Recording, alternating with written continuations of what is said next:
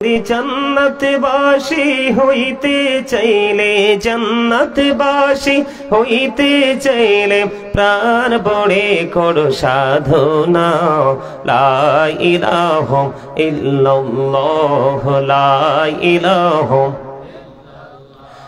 লা ইলাহা ইল্লাল্লাহ তুমি কহুরে বানাইলা সফিউল্লাহ তুমি কহুরে বানাইলা নাজিউল্লাহ মোর নবীকে বানাইলা তুমি মোর নবীকে বানাইলা তুমি নূর মুহাম্মদ সাল্লাল্লাহ লা ইলাহা ইল্লাল্লাহ লা ইলাহা لا إله إلا الله محمد رسول الله صلى الله عليه وسلم الله الله الله الله الله الله الله الله الله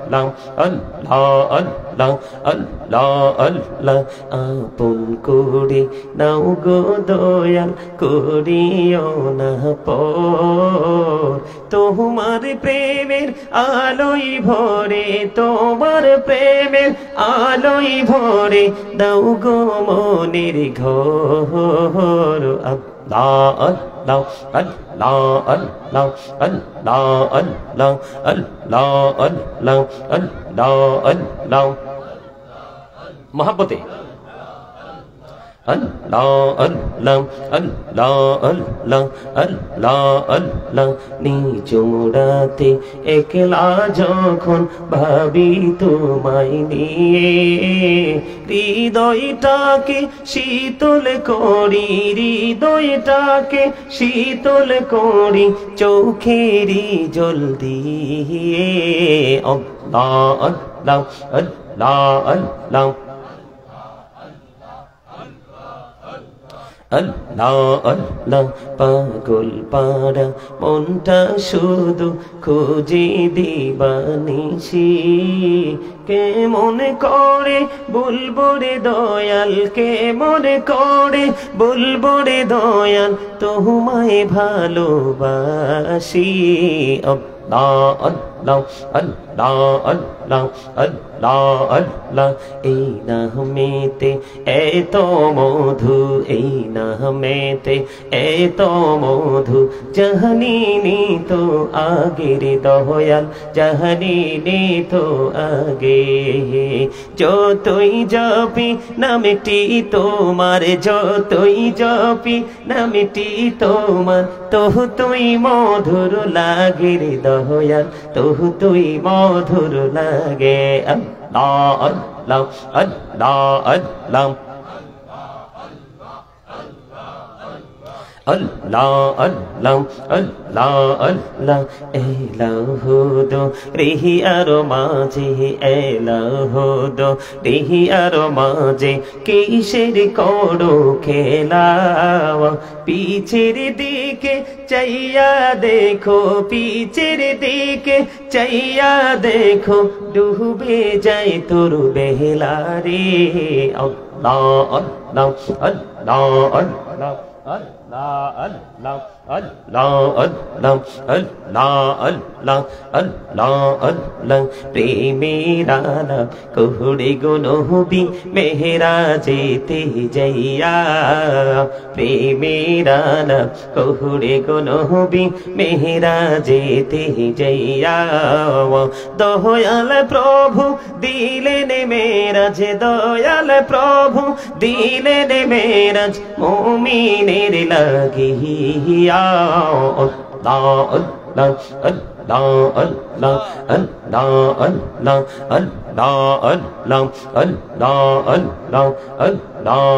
Allah Allah Allah Allah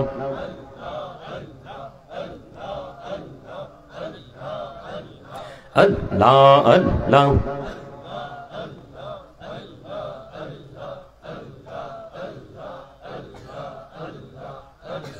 আল্লাহ আল্লাহ আল্লাহ আল্লাহ মনটায় আমার চাই যে শুধু যেতে সোনার মদিনা পাখি হলে ওরে ওরে পাখি হলে ওরে ওরে চাইতাম সোনার মদিনা আল্লাহ আল্লাহ আল্লাহ আল্লাহ আল্লাহ আল্লাহ দেইকা হইলেন আল্লাহর ওলি গাউসুল আজম নাম যার শোনে বেলায়েতের আলোয় ভরলো বেলায়েতের আলোয় ভরলো পাখি ভূমি বাগদাদ আল্লাহ আল্লাহ আল্লাহ আল্লাহ জীবন বুড়িয়া করছি রে গোনা জীবন বুড়িয়া করছি রে গোনা ক্ষমা করে দাও রে দয়াল ক্ষমা করে দাও আই রে গোনা গোলে ক্ষমা করিয়া গোনা গোলে ক্ষমা করিয়া কবুল করে নাও রে দয়াল কবুল করে নাও لا إله إلا الله محمد رسول الله صلى الله عليه وسلم সম্মানিত উপস্থিত উলামায়ে কেরাম আমন্ত্রিত অতিথিবৃন্দ দাড়ি পাকা আমার মুরব্বী বাবারা যুবক ভাইয়েরা পর্দার অন্তরালে রয়েছেন আমার মা বোনেরা বিশেষ করে আজকে অম্বরপুর পৌনসাই কেন্দ্রীয় জামে মসজিদের উদ্যোগে আজকে পবিত্র ওয়াজ দোয়ার মাহফিলের আয়োজন করা হয়েছে আজকে যারা টাকা দিয়ে পয়সা দিয়ে অর্থ দিয়ে বুদ্ধি দিয়ে শ্রম দিয়ে সার্বিক সহযোগিতার মাধ্যমে আজকে যারা এই জান্নাতের বাগান সাজিয়েছেন সকলের প্রতি আমার আন্তরিক সালাম আসসালামু আলাইকুম ওয়া রাহমাতুল্লাহি ওয়া বারাকাতুহু আমরা আল্লাহ রাব্বুল আলামিনের দরবারে লক্ষ কোটি শুকরিয়া জ্ঞাপন করছি যে মহান রব্বুল আলামিন আজকে আমাদেরকে এই জান্নাতের বাগানে সুস্থ মানসিকতা নিয়ে সুস্থ শরীরে এই জান্নাতের বাগানে আসার তৌফিক দিয়েছেন আল্লাহর হাবিবের শানে কয়েক মর্তবা দরুদ ও সালাম আল্লাহর জিকির করার তৌফিক দিয়েছেন সেই শুকরিয়া দান সকলে পড়ুন আলহামদুলিল্লাহ আর জোরে পড়ুন আলহামদুলিল্লাহ সম্মানিত উপস্থিতি আমার আলোচনার বিষয় একদিকে আপনারা আমার সাথে আমি যা যা বলবো তা তা করার চেষ্টা করবেন জবান খুলে এই যে আলহামদুলিল্লাহ এটাও কিন্তু জিকির এটা কি জিকির আপনারা আমার দিকে তাকান আপনারা আজকে প্রতিদিনই তো একজন আরেকজনের মুখোমুখি তাকান একজন আরেকজনকে দেখেন ফেস টু ফেস দাঁড়িয়ে কথা বলেন দুজনের মধ্যে একটা গুড কমিউনিকেশন অল টাইম আপনাদের মধ্যে আছে জানি থাকবে কিন্তু এখানে এসে আপনাকে আমাকে প্রত্যেকটা মানুষকে আলাদা আলাদাভাবে চিন্তা করতে হবে সেই চিন্তাটা হলো আপনারা যখন সব জায়গায় একত্রিত হইলেও কিন্তু পার্সোনাল কোনো কিছুর প্রয়োজন যখন মানুষের হয় তখন কিন্তু কেউ কারো দিকে তাকায় না সবাই কিন্তু তার পার্সোনালিটির দিকেই কিন্তু তাকায় কিনা সে তার পার্সোনালিটিটাকে কিভাবে ধরে রাখা যায় সে কিন্তু সেটাই করে ঠিক তেমনি এই জায়গাটা হচ্ছে আপনার আমার জন্য আলাদা আলাদাভাবে বাজার করার জায়গা কিসের জায়গা বাজার করার জায়গা যেমন আমি দুরূদ পড়েছি বন্ধুরে আমার নবী আপনার নবী দু জাহানের বাদশা নবী তিনি জানিয়ে দিয়েছেন কেউ যদি প্রতিদিন আপনার আমার প্রাণের নবীকে ভালোবেসে যদি প্রতিদিন মাত্র 1000 বার যদি দরুদ পড়তে পারে সে জান্নাত না দেখা পর্যন্ত তার মরণ হবে না এটা কি বাজার না কথা বলেন না কেন 1000 বার প্রাণের নবীকে ভালোবেসে আপনি দরুদ পড়বেন হাদিসের রাবী হলেন হযরত আনাস রাদিয়াল্লাহু তাআলা আনহু হাদিস খানে এসেছে দাইলামি শরীফের মধ্যে বন্ধু আপনার আমার প্রাণের নবী তিনি জানিয়ে দিয়েছেন পৃথিবীর বুকে কেউ যদি প্রতিদিন প্রাণের নবীকে ভালোবাসিয়া মাত্র 1000 বার যদি দরুদ পড়তে পারে সে জান্নাত না দেখা পর্যন্ত তার মরণ হবে না রে চান্দিনা অম্বরপুর পৌনসাই গ্রামের মানুষ হৃদয় খুলে শোনো বন্ধু আমার মা বোনদেরকেও বলবো হৃদয় জানালা খুলে শোনো শুধু প্রতিদিন নয় এই যে আমরা যারা আছি এখানে বন্ধু এখান থেকে শিখবে এবং বাসায় গিয়ে মানুষকে জানিয়ে দেব আপন স্বজনকে জুম্মার দিনে কেউ যদি রাসূলকে বেশি ভালোবেসে মাত্র 80 বার যদি দরুদ পড়তে পারে তাহলে তার 80 বছরের সগীরা গুনাহ আমার আল্লাহ মাফ করে দেয় আমার নবী বলেছে এই পৃথিবীর বুকে জীবন থাকতে তুমি যত বেশি দরুদ পড়বা গো, আমার নবী বলেছেন পৃথিবীর বুকে থেকে যে ব্যক্তিটা আমার প্রাণের নবীর সাথে ভালোবাসার প্রেমের ডুরি লাগাইয়াও যে যত বেশি দরুদ পড়বে, আমার নবী বলেছে সে কাল হাসরের দিন আমার তত বেশি কাছে থাকবে। যে নবীর কাছে থাকবে তার কোনো বিপদ আসেনি? কথা বলেন না কেন? বিপদ আসেনি? কাল কিয়ামতের দিন আপনার আমার নবী যখন সুপারিশ করবে, আল্লাহ রাব্বুল আলামিন আপনার আমার প্রাণের নবীর সুপারিশ তিনি কবুল করে নিবে। আল্লাহ কোরআনে বলেছে বন্ধু, আমি আপনাদের একে অন্য কোনো দিকে নিয়ে যেতে চাই না, এই জন্য বলছে একজন আরেকজনের দিকে তাকানোর প্রয়োজন নাই, একজন আরেকজনের দিকে তাকিয়ে সময় নষ্ট করার প্রয়োজন নেই। আজকে আপনাদের প্রয়োজন হলো আমার কথার দিকে। কথা বলেন না কেন? আমি আগেই বলেছি, ওয়াজ থেকে, মাহফিল থেকে, ক্লাস থেকে, শুক্রবার জুম্মার আলোচনা থেকে বিবেকবান মানুষ যারা তারাই বন্ধু শুধু উপকৃত হয় গো। আর যারা বিবেকহীন, সেন্সলেস যারা, তাদের কোনো উপকার নেই। তারা কোথায় আছে, কোথায় যাবে, কোথায় ছিল সেটা তারা বন্ধু বোধগম্য নয়। এই জন্য আমি বলে থাকি, আমার ওয়াজে হাজার হাজার লক্ষ লক্ষ বেয়াদবের চাইতে ভদ্র জেন্টেল 5 জন আমার জন্য অনেক বেটার। কথা বলেন না কেন? আমি যখন ভিক্টোরিয়াতে যখন ইংলিশ ক্লাস করতেছিলাম, একদিন আমার ম্যাম বলতেছিল যে আমার চাচা একজন ইংলিশ লেকচারার ছিলেন, ওনার হাতে অনেক ছেলেরা, অনেক স্টুডেন্টরা অনেক বড় বড় জায়গায় চলে গেছে। আজকে আমি তোমাকে ক্লাস করিয়ে ধন্য। আমি বলতে পারবো যে আমার একটা ছাত্রই জায়গায় গেছে। সুবহানাল্লাহ বলেন না? তার মানে কি, যখন কোন টিচার যখন কোন স্টুডেন্টকে যখন শিক্ষা দেয়, টিচিং দেয়, মনোযোগ দিয়ে যখন সে শ্রবণ করতে থাকে, তখন শিক্ষকেরও পড়াইতে তাকে ভালো লাগে। কথা বলেন না কেন? আর যেটা শোনে না, এটার ক্লাস দিতে চায় না। তেমনি ভাবে বন্ধু, যখন কোন আলোচক স্টেজে উঠে বসে, তার শ্রোতা যখন প্রত্যেকটা মানুষ কিন্তু তখন ওই আলোচকের ছাত্র হয়ে যায়, স্টুডেন্ট হয়ে যায়।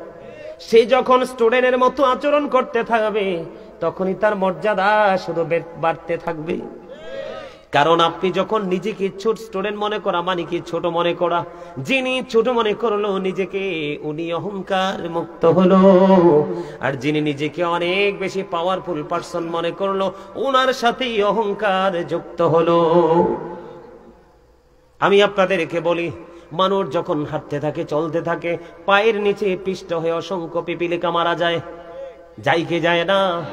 আপনি শুনলে অবাক হয়ে যাবেন। আল্লাহ রাব্বুল আলামিন পবিত্র কোরআন শরীফের 30 পারা সূরা ইনফিতরের মধ্যে তিনি বলে দিয়েছেন, ফি আই সূরাতিম মা শাআ রাক্কাবাক। আল্লাহ রাব্বুল আলামিন তিনি বলে দিয়েছেন, আল্লাহ মানুষকে আল্লাহর মন মতো করে বানাইছে। আল্লাহ ক্রিয়েটেড দ্য মাইন্ড। সৃষ্টিটা আল্লাহর মন মতো করে করেছে। এই মানুষগুলোকে শুধু তাদের অপকর্মের কারণে, বন্ধু, তাদেরকে কাল কিয়ামতের দিন ছোট্ট ছোট্ট পিপিলিকা বানানো হবে। কি বানানো হবে? ছোট্ট ছোট্ট পিপিলিকা বানানো হবে। জাহান্নাম অপমান তাদের চারপাশ দিয়ে ঘিরে ফেলবে।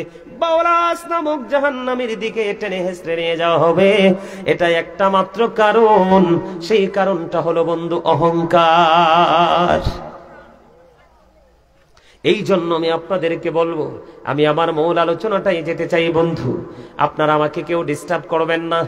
আপনাদের আলোচনা শোনার ইচ্ছা থাকলে শুনবেন, না হয় বাড়ি চলে যাবেন।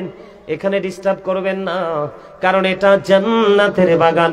গত বছর আমি একটা দিন এই জায়গায় এসেছিলাম,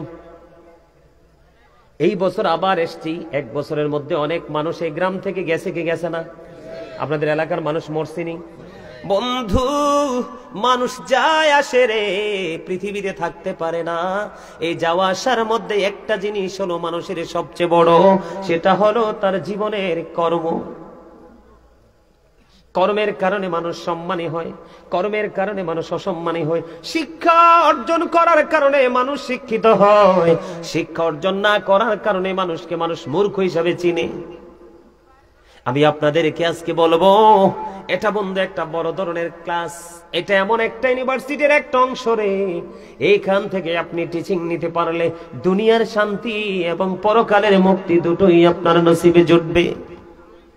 এই ক্লাসটা কিন্তু অনেক বড় একটা ক্লাস, কিন্তু আমরা এতটাই বন্ধু নির্বোধ, আমরা এতটাই হতভাগা, আমরা এতটাই বন্ধু জ্ঞানহীন, আমরা এতটাই বিবেকহীন, এই জায়গাগুলোকে আমরা বন্ধু মূল্যায়ন করতে জানি না। এই জায়গাগুলোতে যেই সার্ভিসটা 1 ঘন্টা 2 ঘন্টা দেওয়া হয়, এমনও আছে একটা এলাকায় জুম্মাতে সারা বছরও সেটা দেওয়া হয় না। কথা বলেন না কেন? এই জন্য আপনারা দেখবেন এখন বর্তমানে সময়টা এতটা কমার্শিয়াল হয়েছে।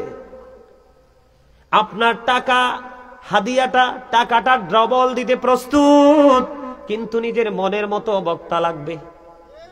বক্তা যদি নিজের মনের মতো না হয়, আলোচক যদি নিজের মনের মতো না হয়, স্কলার যদি বন্ধু 100% যদি না হয়, বন্ধু তাকে ফ্রিও আনতে মানুষ রাজি না। কথা বলেন না কেন? মিক্স বর্তমানে এখন যুবকরাই ট্রেডিশনটা বন্ধু চালু করেছে। এটা দোষের কিছু না। এতে কি হয়, গান সম্পূর্ণ মানুষগুলোকে মূল্যায়ন করা হয়, যাকে অবমূল্যায়ন করা হয়। একদিন যদি সত্যিকারের বিবেকবান মানুষ যদি হয়, তাকে যখন অবমূল্যায়ন করা হবে, তখন সে মূল্যায়নের জায়গায় কেমন করে আসবে সেই চিন্তা তার মধ্যে কাজ করবে। যদি সেই চিন্তা তার মধ্যে কাজ না করে, তাহলে বন্ধু এটার মধ্যে নির্বোধ বোকার কেউ না, এটা 100% স্টুপিড। ঠিক কেন বলেন? আরো জোরে বলেন।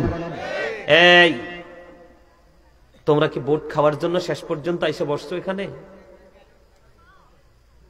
আমি আগেই বলেছি, তোমাদের যে বয়স আমার ছাত্রদের, বাচ্চাদের সমান।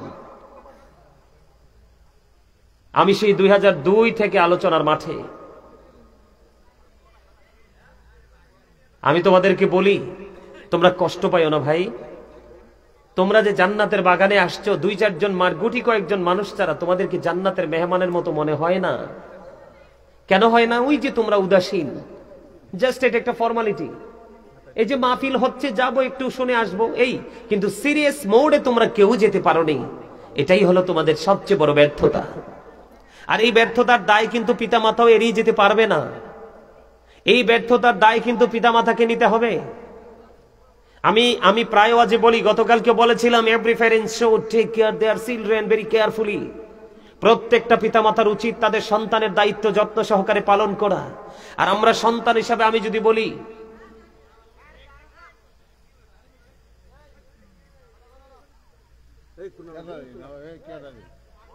এখানে না, আউটসাইড।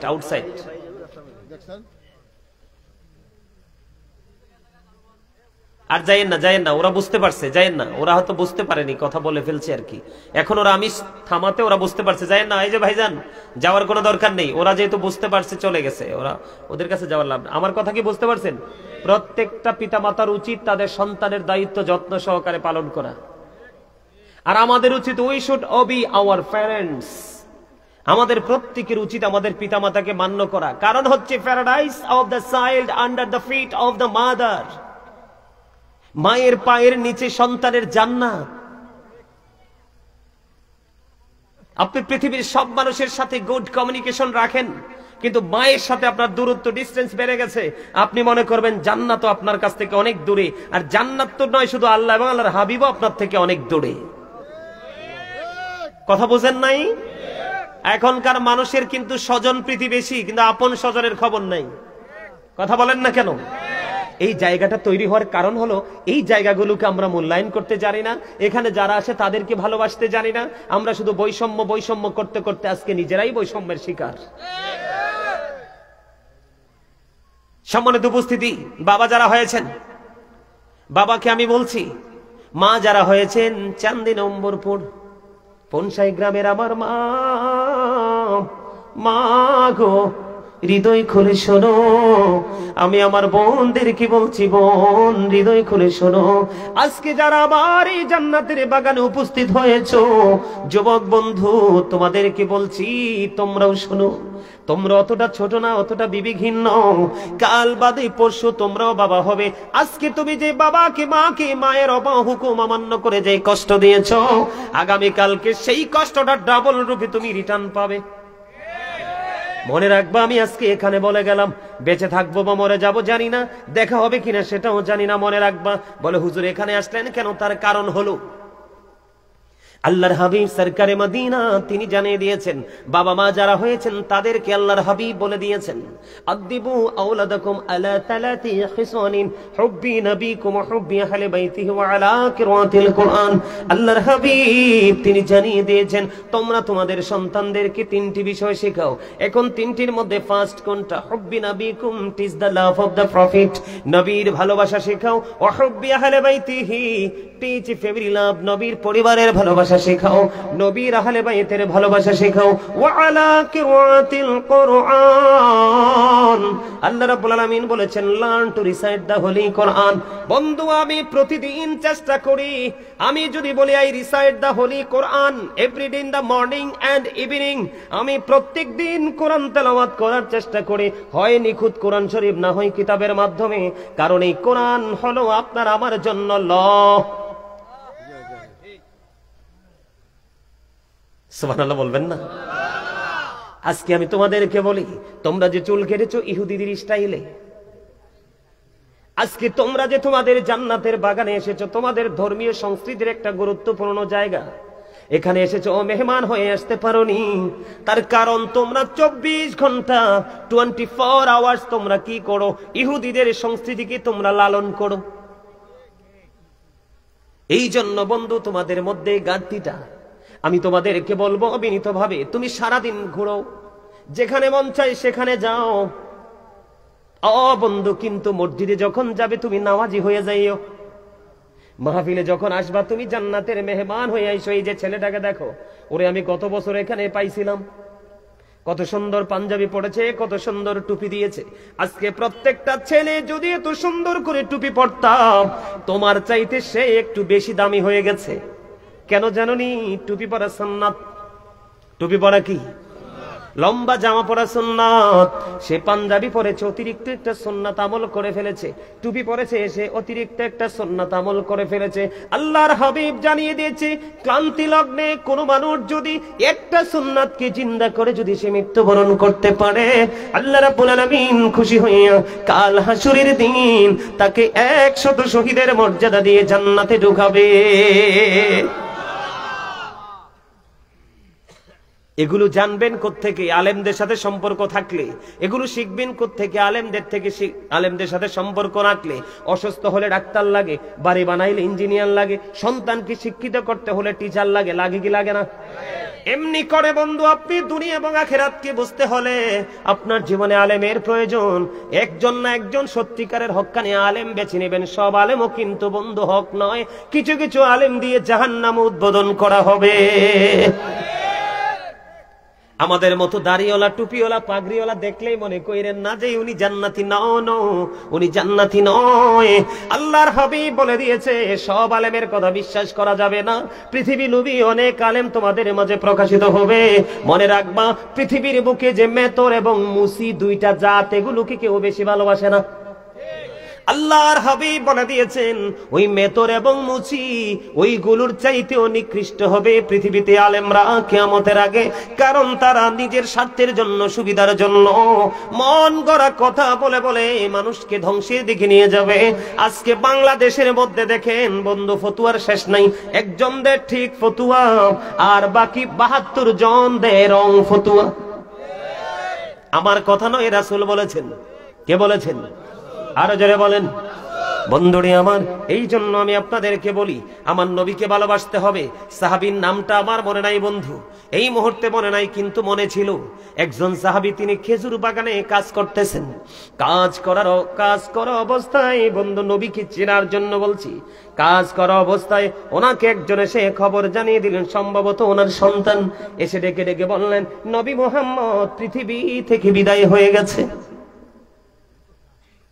আল্লাহর হাবিব পৃথিবী থেকে বিদায় হয়ে গেছে গো। এই কথাটা যখন শুনলেন, তিনি খেজুর বাগানে কাজ করতেছেন, যখন শুনলো প্রাণের নবী এই পৃথিবী থেকে বন্ধু চিরদিনের জন্য বিদায় হয়ে গেছে, এখন ওই সাহাবী মনে মনে চিন্তা করলো, আল্লাহ রাব্বুল আলামিনকে ডাক দিয়ে বললেন, আল্লাহ আল্লাহ গো, আমার সরকারে মদিনা উম্মতের কান্ডারি নবী কামলেওয়ালা পৃথিবী থেকে চলে গেছে, যেই নবীকে আমি এই চক্ষু দিয়ে জীবনে আর দেখতে পাবো না, আমি আমার এই চোখের আলো থাকুক সেটা আমি চাই না, তুমি সঙ্গে সঙ্গে আমাকে অন্ধ করে দাও, আমি এই চোখ দিয়ে যদি আমার প্রাণের নবীকে দেখতে না পারি গো, আমি এই চোখ দিয়ে পৃথিবীর কোনো কিছু দেখতে চাই না। বন্ধু, ওই সাহাবীর সিনায় আমার নবীর এত বেশি গভীর প্রেম ছিল, সঙ্গে সঙ্গে তার চক্ষুগুলো অন্ধ হয়ে গেল, আর পৃথিবীর কোনো কিছু সে দেখতে পায় না। এরকম দোয়া কেউ করেনি, কিন্তু নবী চলে গেছে, নবীর বিরহ সে মানতে পারছে না, চোখ অন্ধ হয়ে যাওয়ার জন্য বলছে, তার চোখ অন্ধ হয়ে গেল। আমি আপনাদেরকে প্রেমটা বোঝানোর জন্য বলেছি বন্ধু,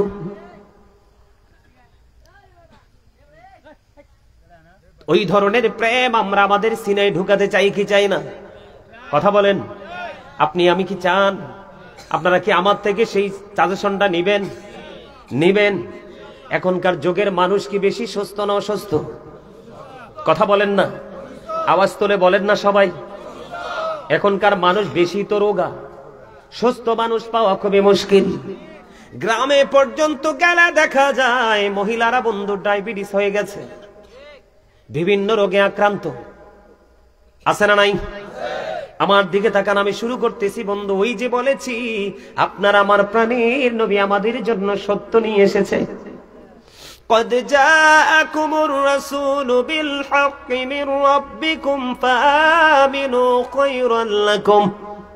আল্লাহ রাব্বুল আলামিন বলে দিয়েছেন, হাবিব, আল্লাহর প্রিয় হাবিব, আমাদের রাসূল আপনার আমার প্রাণের নবী আল্লাহর পক্ষ থেকে আমাদের কাছে সত্য নিয়ে এসেছেন। ফাআমিনু, সুতরাং তোমরা ঈমান আনো, খায়রুল লাকুম, তোমাদের জন্য কল্যাণ হবে।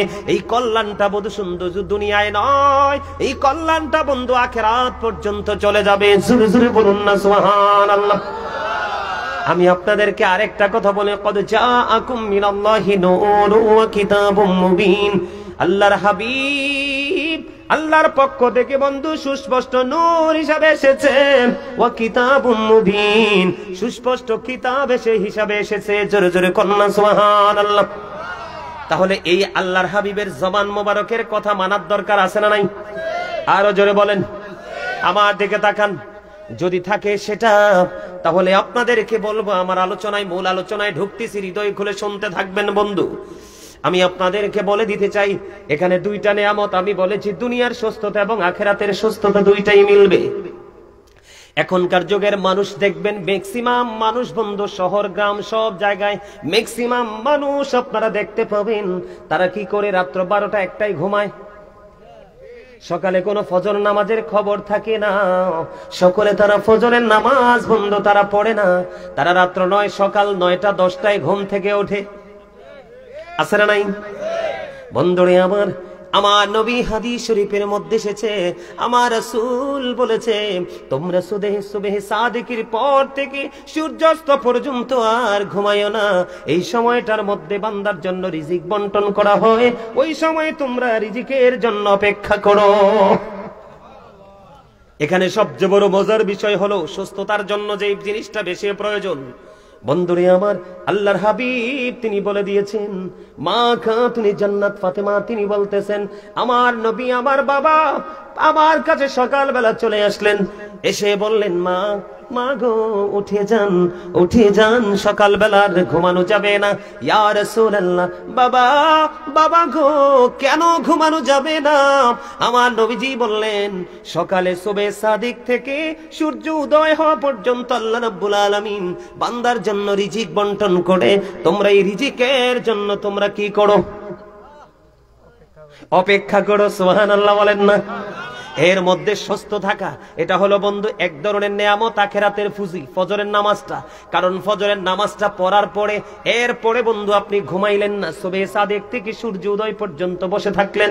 সূর্য উদয় হলো, মুসল্লায় বসে থাকলেন, মুসল্লায় বসে বসে আপনি তাসবিহ জপলেন, আপনি কোরআন তেলাওয়াত করলেন, জিকির করলেন, যেটা মন চায় বন্ধু সেটা আপনি করে দিলেন। করতে করতে সূর্য উঠে গেল, ওঠার পরে আপনি ইশরাকের নামাজটা পড়ে নিলেন। সুবহানাল্লাহ বলেন না?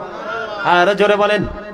এশরাকের নামাজ যখন বন্ধু আপনি পড়ে নেবেন, আল্লাহর হাবিব সরকারে মদিনা তিনি বলে দিয়েছেন, তুমি যখন এই এশরাকের নামাজ পড়বে, তোমার আমল নামায় একটা উমরা এবং একটা বড় হজের সওয়াব তোমার আমল নামায় দেওয়া হবে। এখানে দুনিয়ার নিয়ামতটা কোনটা? এই যে আপনি বললেন সকালে ঘুম থেকে ওঠা, নামাজ কিন্তু একটা শারীরিক ইবাদত।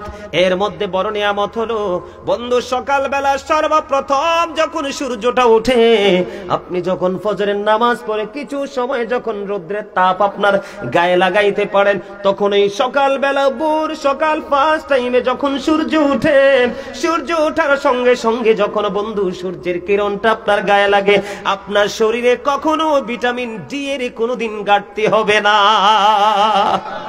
আর জোরে বলেন না সুবহানাল্লাহ। এইদিকে বন্ধু, এইদিকে কি হয়ে গেল? ফজর আদায় হয়ে গেল, ফজরের পর পর ইশরাক আদায় হয়ে গেল। এই দিক দিয়ে সকালবেলা বের হয়ে হেঁটে হেঁটে আপনি একটু কোথায় গেলেন? সূর্যের আলোতে গেলেন, ভিটামিন ডি আপনি সংগ্রহ করে নিয়ে আসলেন। আর একটা হাদিস শরীফের মধ্যে এসেছে, আপনার আমার প্রাণের নবী জানিয়ে দিয়েছে, আপনি এশারের নামাজও পড়লেন জামাতে, ফজরের নামাজও পড়লেন জামাতে, পুরো গ্যাপ সময়টা আপনার ইবাদতের মধ্যে ঢুকে গেল। লাভ কি দুই জাহানের হইল কিনা? দুজাহানের লাভ হইল কিনা? আপনি ফজর বেলায় বন্ধ উঠলেন, এখানে আমি সুস্থ থাকার জন্য আপনাদেরকে আরেকটা মেডিসিন দিতে চাই। সেই মেডিসিনটা হলো কি বন্ধু? মেসওয়াক। দুর্গন্ধের কারণে কিন্তু মানুষ কি হয়ে যায়? অসুস্থ হয়ে যায়, হয় কি হয় না? আপনি দেখবেন আমাদের মধ্যে এখনকার মানুষ, ম্যাক্সিমাম মানুষের মুখ থেকে গন্ধ বের হয়, মুখের দিকে মুখটা রেখে বন্ধু কথা বলতে পারে না, পারেনি, কথা বলতে পারে না, কথা বলার সুযোগ থাকে না, কথা বলতে পারে না। এই জন্য আল্লাহর হাবিব তিনি বলে দিয়েছেন, তোমরা বেশি বেশি করে মেসওয়াক করো, কারণ মেসওয়াক যখন করবা দুর্গন্ধ দূর হয়ে যাবে, আর দুর্গন্ধ দূর হয়ে গেলে মানুষ সুস্থ হয়ে যাবে। এটা সুস্থ থাকার আরেকটা অপশন হলো বন্ধু এটা।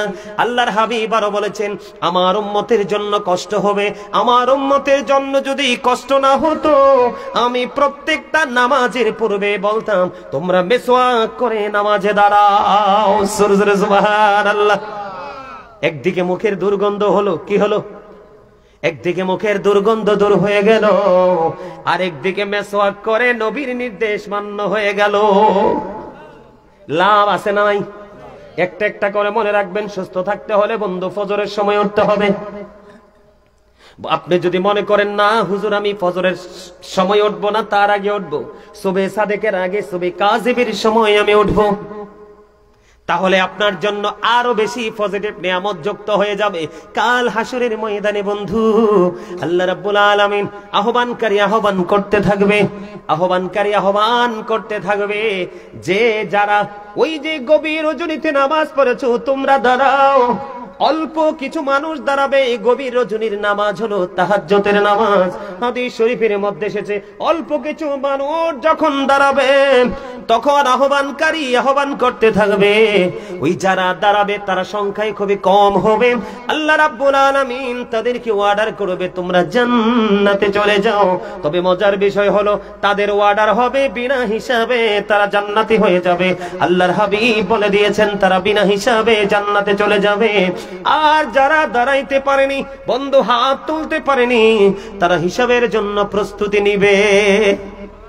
আমি আপনাদেরকে বলি, হযরতে দাউদ আলাইহিস সালাতু ওয়াস সালাম, হযরতে সুলাইমান আলাইহিস সালাতু ওয়াস সালামের বাবা, আল্লাহর কাছে সবচেয়ে বেশি প্রিয় নামাজ, সবচেয়ে বেশি প্রিয় নামাজ হলো আল্লাহ রাব্বুল আলামিনের কাছে দাউদ আলাইহিস সালাতু ওয়াস সালামের নামাজ। কারণ তিনি রাত্র 1/6 সময় তিনি ঘুমাতেন। জোরে জোরে কন্না আল্লাহু আকবার। বন্ধুরে আমার, এবার আমার দিকে তাকান। আমাদের রোগ হওয়ার আরেকটা কারণ হলো, এখানে দুইটা মেসেজ আপনারা পেয়ে যাবেন বন্ধু। এর মধ্যে একটা হলো খাবার। এখন বর্তমানে যেই দেশটার নাম হলো ইরান, এটার একটা সময় নাম ছিল বন্ধু পারস্য। পারস্য থেকে একজন চিকিৎসক আসলেন আমাদের আরবে। পারস্য থেকে একজন চিকিৎসক আসলেন, 2 বছর পর্যন্ত আরবে দেশে কাটাইলেন। 2 বছর কাটানোর পরে তিনি আরবে কোনো অসুস্থ রোগী পাননি। অসুস্থ রোগী না পাওয়ার কারণে 2 বছর শেষে তিনি প্রাণের নবীর কাছে চলে গেলেন। ইয়া রাসূলুল্লাহ, ইয়া হাবিবাল্লাহ, নবী গো, আমি আপনার এই দেশে 2টা বছর কাটিয়েছি, একটা অসুস্থ মানুষও আমি খুঁজে পাইনি। আপনার এই দেশের মানুষ সুস্থ থাকার কারণ কি? এটার পেছনে জাদুটা কি, নেয়ামতটা কি? এই কথা বলতে দেরি এবার আমার নবীজি বললেন, আমার দেশের মানুষ সুস্থ থাকার কারণ হলো, আমার দেশের মানুষ সুস্থ থাকার কারণ হলো তার এই পেটটাকে 3 ভাগে ভাগ করে। সুবহানাল্লাহ বলেন না? কয় ভাগে ভাগ করে? 3টি ভাগে ভাগ করে। একটি ভাগ খাবার দিয়ে ফিল আপ করে, আরেকটা ভাগ পানি দিয়ে ফিল আপ করে, আরেকটা ভাগ 100% খালি রাখে। তার মানে হলো অতিরিক্ত পেটে খিদা না লাগা পর্যন্ত তারা খাবার খেতে বসে না। আবার খাবার খেতে বসার পরে পেটটা ভরে যাওয়ার আগেই তারা খাবারটা ছেড়ে দেয়। জোরে জোরে সুবহানাল্লাহ। রাসূল বলেছেন, কাফের খায় 7 পেটে। কাফের খায় কয় পেটে? রাসূল বলেছেন কাফেররা খায় 7 পেটে, আর মুমিনরা খায় মাত্র 1 পেটে। সুবহানাল্লাহ বলেন না? তাহলে আপনাদেরকে কি করতে হবে? এখনই চা, এখনই কফি, এখনই গলা পর্যন্ত খাবার, এত খাবার খাওয়া যাবে না। বুঝে নিছেননি? আমার কথা বুঝতে পারছেননি আপনারা? পেটটাকে নিজে নিজে 3 ভাগ করবেন। কয় ভাগ? মাত্র একটা ভাগ আপনি খাবারে পুরাবেন, আরেকটা ভাগ আপনি পানি দিয়ে ফিল আপ করবেন। এই তোমরা আসো, বসো, এদিকে আসো, এদিকে, এই সামনে আসো। দেখতে তো মনে হয় হাফেজ সাহেব, এদিকে আসেন। এত দামি মানুষ আইছে, এইভাবে দাঁড়ায় থাকলে হয়? আসেন, আপনারা সামনে আসেন। এদিক দিয়ে, এদিক দিয়ে, এদিক দিয়ে, আমার সামনে। মনু, জলদি করে চললেইও, মোর দাঁড়ে এককালে দাঁড়ে চললেইও। তোমরা হাসতেও পারলা না? সুস্থ থাকার জন্য হাসিও প্রয়োজন। রাসূল বলেছে, আমি না। সুবহানাল্লাহ বলেন না? আরে আরো জোরে, আরো জোরে। লবণ ছাড়া খাবার, খাবারে লবণ না দিলে মজা হয়? কথা কোন হয়? হয় না? খাবারে লবণ না দিলে যেমনি মজা হয় না, ঠিক তেমনি ভাবে বন্ধু, ইমান যদি টেকসই না হয়, প্রেম যদি শক্ত না হয়, কখনো আপনার কাছে আমলও মজা লাগবে না। বুঝে নিতে হবে মূল কোথায়। আল্লাহর হাবিব আরো বলে দিয়েছেন, দুর্বল ইমানদারের চাইতে শক্তিশালী ইমানদারা আল্লাহর কাছে বেশি পছন্দ। কি কথা বুঝেন না আমার? আপনাদের কাছে ভালো লাগে? এই ওয়াজটার কি দরকার না? আপনারা তো সব সময় কমন বিষয় আলোচনা শুনেন, আজকে একটু আনকমন বিষয় আলোচনা করার জন্য নিয়ে আসছি। কারণ যে আমারে দাওয়াত দিছে তার নামও সুলাইমান। তার সাহস কততে ফোনটা দিয়ে ভাই কইয়া ডাক মারে, আবার মিতা কইয়া ডাক মারে। আমি কই তার সাহস তো মন্দ না। তো কি করব? তার এই সম্মান, তার এই ভালোবাসাকে আমি মূল্যায়ন করে আপনাদের কাছে এসেছি এবং আপনাদেরকে একটা নিয়ামত উপহার দিয়ে যেতে চাই। নিবেন তো? এটা আপনার আমার, এটা যদি আজকে যদি আপনি কাউন্ট করে রাখতে পারেন, এটা আপনার আমার দুনিয়া এবং আখিরাত দুটোকে নিয়ামতে পরিপূর্ণ করে দিবে। সুবহানাল্লাহ বলেন না? আল্লাহর কাছে কোন ইমানদার বেশি পছন্দের? যেটা শক্তিশালী। দুর্বল যেটা, এটা আল্লাহর কাছে কম পছন্দের। কারণ শক্তিশালী ইমানদার দিয়ে শক্তিধর কাজ হয়, পাওয়ারফুল কাজ হয়। এই জন্য আল্লাহর হাবিব বলেছেন, অনেক বেশি অল্প খাবার তোমরা খেও না, আবার অনেক বেশি খাবারও তোমরা খেও না। 3 ভাগে ভাগ করো পেটটাকে। কয় ভাগে? একটা ভাগ তুমি খাবার দিয়ে পোড়াও, আরেকটা ভাগ তুমি পানি দিয়ে পোড়াও, আরেকটা ভাগ তুমি খালি রাখো। এইভাবে যদি তুমি প্রতিনিয়ত চলতে পারো, তাহলে তোমার জীবনে সুস্থতা বেশি থাকবে। আমি আপনাদেরকে একটা এক্সাম্পল দেই। যদিও বন্ধু ব্রিটিশ রানী 2য় এলিজাবেথ তিনি একজন বেঈমান ছিলেন, আপনাদেরকে বলি অনলাইনে আপনারা চার্জ দিয়ে দেখবেন আমার কথা যদি মিথ্যে হয়।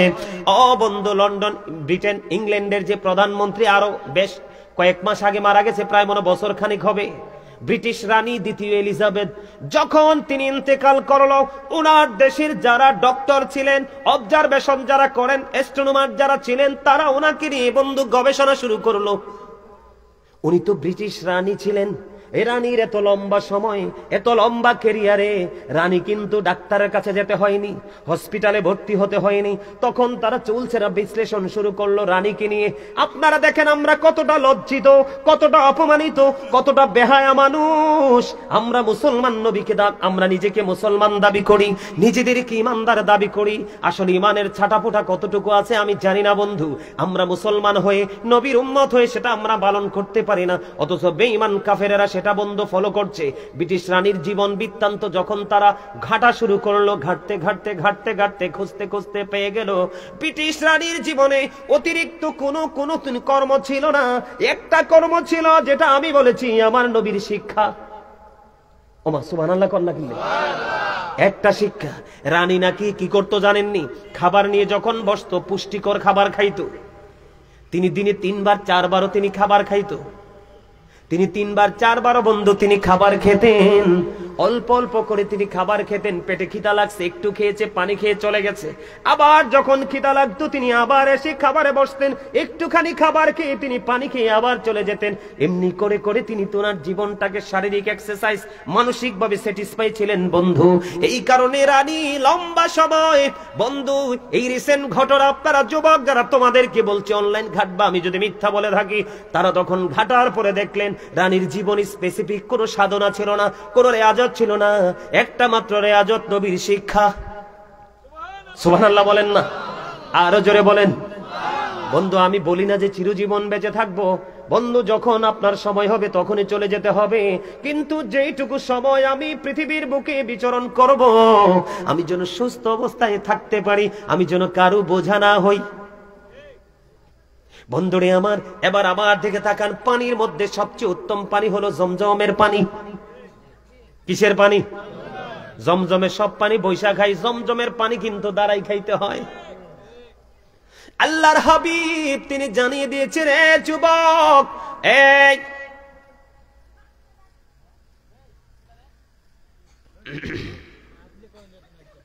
না যাইবো যাইবো করান যাইবো, আমি দুটোটারে চিন্তা রাখছি। আমি কিন্তু এবার আঙ্গুল দিছি, নেক্সট টাইম কিন্তু বলবো ইউ স্ট্যান্ড আপ। মনু এককালে দাঁড়াইয়ে যান। আরে তোমরা এখনো হাসতে পারলা না মিয়া? হাসো হাসো, চাই দাঁত দিক, দাঁত দাঁত। এই মিয়া আইতে আসি ওয়াজ, এটা হাসির ওয়াজ করবো। হাসি মানুষের জীবনে কত বেশি প্রয়োজন, কতটা ইম্পর্টেন্ট সেটা আমি আলোচনা করবো আজকে, একটু করে করে আসছি। আমার নবীজি জানিয়ে দিয়েছেন, দেখেন মানে সুস্থ থাকার জন্য খাবারের পরিমাণটা আগে আপনাদেরকে বুঝাই দিলাম। এরপরে কোন কোন খাবারটা আপনার জীবনে বেশি প্রয়োজন। আল্লাহ মানুষকে অসুখ যেমন দেয়, এটার ঔষধও কিন্তু দিয়েছে, ঠিক কিনা বলেন? রোগ যেমন দিয়েছে ঔষধও দিয়েছে। বন্ধু এর মধ্যে বড় একটা নিয়ামত আমার নবী বলে দিয়েছেন, তোমরা বেশি বেশি করে খেজুর খাও, জমজমের পানি খাও, এটা বড় একটা নিয়ামত। তোমরা জমজমের পানি খাও, বেশি বেশি করে খেজুর খাও, জৈতুনের তেল ম্যাসেজ করো, তোমার শরীরে ম্যাসেজ করো, অথবা তুমি খাও। নবীজি বলেছেন বেশি বেশি করে তুমি মধু খাও। মায়েশা সিদ্দিকা রাদিয়াল্লাহু তাআলা আনহা থেকে হাদিসখানা বর্ণিত, আপনার আমার প্রাণের নবী তিনি বলে দিয়েছেন, বন্ধু কোন মানুষ যদি প্রত্যেকদিন ঘুমানোর আগে সব খাবার শেষ, এটা খাওয়ার পরে আর কোনো খাওয়া খাবেন না, সব খাবার শেষ, খাবার খাওয়ার পরে যদি 3 আঙ্গুলের 1 চিমটিতে যতটুকু কালিজিরা ওঠে ওইটুকু কালিজিরা আপনি খেয়ে ফেলবেন। মাসে বেশি না 31 দিনের মধ্যে মাত্র 2 থেকে 3 দিন সকালবেলা যদি খালি পেটে ওঠে, আপনি যদি 1 ফোঁটা 2 ফোঁটা 3 ফোঁটা মধু যদি আপনি খেতে পারেন, আল্লাহর হাবিব সরকারে মদিনা তিনি বলে দিয়েছেন, তোমাকে কোনোদিন বড় কোন রোগ তোমাকে আক্রমণ করবে না। জোরে জোরে বলেন না সুবহানাল্লাহ, আর জোরে সুবহানাল্লাহ। খেজুর বেশি বেশি করে খাবেন, জমজমের পানি বেশি বেশি করে খাবেন, জৈতুনের তেল খাবেন, বন্ধু মধু খাবেন, কালিজিরা খাবেন, আপনার জীবন সুস্থ হয়ে যাবে। তবে গোশত মিট খাওয়ার ক্ষেত্রে কিন্তু একটা কন্ডিশন নবীজি দিয়েছেন, তোমরা বেশি বেশি করে দুধ পান করো। কি করো? ছাগল হালাল ছাগলের দুধ পান করো, গরুর দুধ পান করো, উটনির দুধ পান করো। কিন্তু গোস্তটা বেশি খেও না। নবীজি বলেছেন দুধের মধ্যে শারীরিক উপাদান এত বেশি রয়েছে, কারণ গবাদি পশু যখন মাঠে নেমে যায় কত ধরনের বন্ধু ঘাস তরুলতা তারা ভক্ষণ করে। হাদিস শরীফের মধ্যে এসেছে ওইগুলো থেকে দুধ উৎপাদিত হয়। গাভীর বাটি উটনির বাটি দুধ চলে আসে, ছাগলের বাটি দুধ চলে আসে। এই জন্য নবীজি বলেছেন তোমরা গোস্ত কম কম খাও, দুধ বেশি বেশি করে খাও। তবে দুধ যে খাবেন আবার আন্তাজি খাইলে হবে না। যাদের লিভারটা স্লো, উইক, পাওয়ারলেস লিভার, আপনার এই জায়গাটা কিন্তু আপনার বড় গুরুত্বপূর্ণ। মনু মুর্দারে মুর দিকে তাকাও, হাসবা বাইর যাইয়া, এখন না। লিভার বোঝুনি, কোন শক্ত খাবার খাবা না। দাঁত দিয়ে চাল্লা এটাকে ফিনিশ করার জন্য এটাকে ভালো করে চিবিয়ে তুমি কি করবা, ভিতরের দিকে প্রবেশ করবা। লিভারের কাজ হলো আপনার খাবারটাকে বন্ধ। মেশিন যেইভাবে মরিচ কি গুঁড়া করে ফেলে, হলুদ কি গুঁড়া করে ফেলে, লিভারের কাজ হলো ওই খাবারটাকে বন্ধু একেবারে চিবিয়ে একবারে লিকুইড করে আপনার স্টমাক পর্যন্ত পৌঁছে দেয়। আপনি যখন হিসাবের বাইরে খাবার খাবেন লিভারের উপর প্রেসার পড়বে। আপনারা হসপিটালে গিয়ে দেখবেন, আমি যদি বলি বন্ধু আপনারা বিশ্বাস নাও করতে পারেন, আপনি এখন হসপিটালে গিয়ে দেখবেন ম্যাক্সিমাম মানুষের পেটি লিভার। কথা বলেন না কেন? আরো জোরে বলেন ঠিক না ঠিক? এখানে কারণ কয়েকটা। একদিকে হলো বন্ধু খাবার অনেক বেশি খাওয়া, আর এর দিকে হলো আগের যুগে আমার চাচা যারা আছেন, আমরাও ছোট থাকতে দেখছি হাডুডু খেলে না, কুস্তি খেলে নাই, দাড়িবান্ধা খেলে নাই, খেলছে কিনা? এই খেলাগুলো আসিল কিনা? আপনি চাচা বলেন, আপনারা বলেন, ওই যুগের মানুষ বেশি সুস্থ ছিল না এই যুগের? ওই যুগের মানুষ। তার কারণ হলো এখন মুরব্বীরা কোনো কথা বললে, এখনকার যুগের বেয়াদব বাচ্চারা মুরব্বীদের কথা শুনে না। মুরব্বীরা কোনো কিছু বললে তাদেরকে 100% কন্টিনিউয়াসলি ইগনোর করে। করে কি করে না? আমি এদেরকে বেয়াদব ছাড়ার কিছুই বলতে পারি না। আমি যদি বলি ও তোমরা যারা মুরব্বীদেরকে ওভারটেক করতেছো, তোমরা যুবক, আমি আজকে অনলাইনে আলোচনা করতেছি, মিডিয়ার মাধ্যমে গোটা পৃথিবী দেখবে। আমি আজকে আপনাদেরকে বলি আগের যুগের মানুষগুলো যদিও শিক্ষাগত যোগ্যতা কম ছিল, কিন্তু তাদের বিবেক ছিল অত্যন্ত স্ট্রং। আল্লাহর হাবিব বলেছে, আমার দিকে তাকান, খাবার খাইয়া সঙ্গে সঙ্গে শুয়ে যাবেন না। খাবার খাইয়া সঙ্গে সঙ্গে শোয়া যাবে না। কমপক্ষে 40 কদম হাঁটবেন। যদি পারেন একটু খেলাধুলা করবেন। কি করবেন? যদি পারেন একটু খেলাধুলা করবেন, হাঁটাহাঁটি করবেন, একটু এক্সারসাইজ করবেন। সুস্থতার জন্য বন্ধু, সুস্থতার জন্য হাঁটাহাঁটি, দৌড়াদৌড়ি, খেলাধুলার বিকল্প নেই। তবে খেলাধুলাতে জুয়া ঢুকানো যাবে না। এখনকার খেলায় তো জুয়া ঢুকে। ঢুকি কি ঢুকে না? আরো জোরে ঢুকি কি ঢুকে না? বিপিএল খেলে কোন দেশে, আইপিএল খেলে কোন দেশে, বাংলাদেশে কোবাকুবি করে মারে, আছে না নাই? আর মরে কি নিয়ে? জুয়া খেলা নিয়ে। তুমি সুস্থ থাকতে হলে এই খেলা খেলতে হবে, ওইটা না। আল্লাহ বলেছেন ইন্নামাল খামরু ওয়াল মাইসির ওয়াল আনসাবু ওয়াল আজলামু রিজসুম মিন আমালিশ শাইতান। আল্লাহ বলেছেন মদ, জুয়া, মূর্তি, ভাগ্য গণনা, ঘৃণ বস্তু শয়তানের কাজ। কার কাজ? এখন শয়তান আপনার আমার বন্ধু না শত্রু? Satan is the eternal enemy of the believers. শয়তান ইমানদারদের প্রকাশ্য শত্রু। তবে 100% মুমিন এবং মুমিনা যারা, তাদের জন্য নবীজি আল্লাহ মেসেজ দিয়েছে ইন্না কাইদা শাইতানি কানা দাঈফা। আল্লাহ বলেছেন শয়তান ডিসিপশন ইজ ভেরি উইক। শয়তানের ধোঁকা মুমিনের জন্য একেবারে দুর্বল। হাজার চেষ্টা করেও মুমিনকে আটকাতে পারে না। নবীজি বলেছেন সুস্থ থাকার জন্য হাঁটাহাঁটির কোনো বিকল্প নেই। তুমি কুস্তি খেলো, শারীরিক এক্সারসাইজ হবে। 100 মিটারের দৌড় খেলা দাও, জাম দাও, লাভ দাও, ঠিক কিনা বলেন?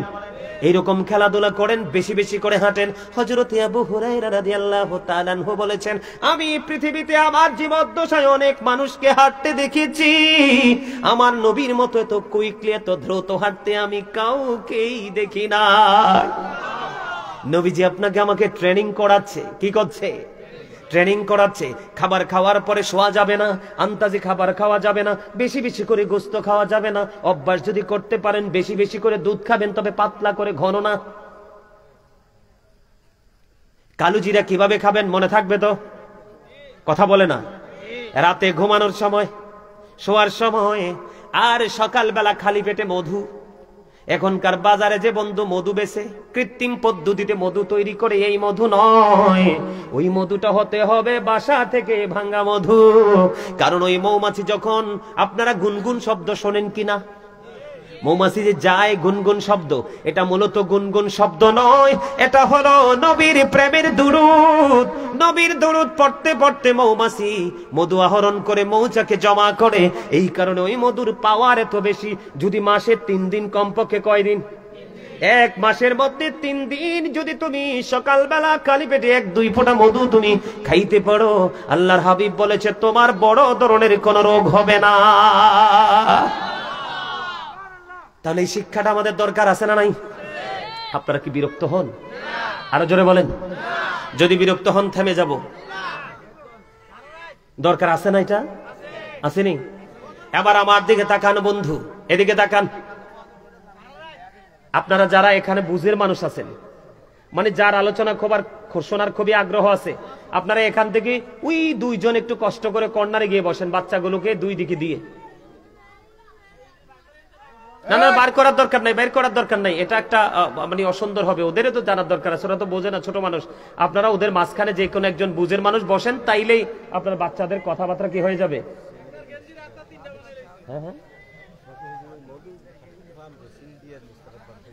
কথা বললেন, আমার দিকে তাকান।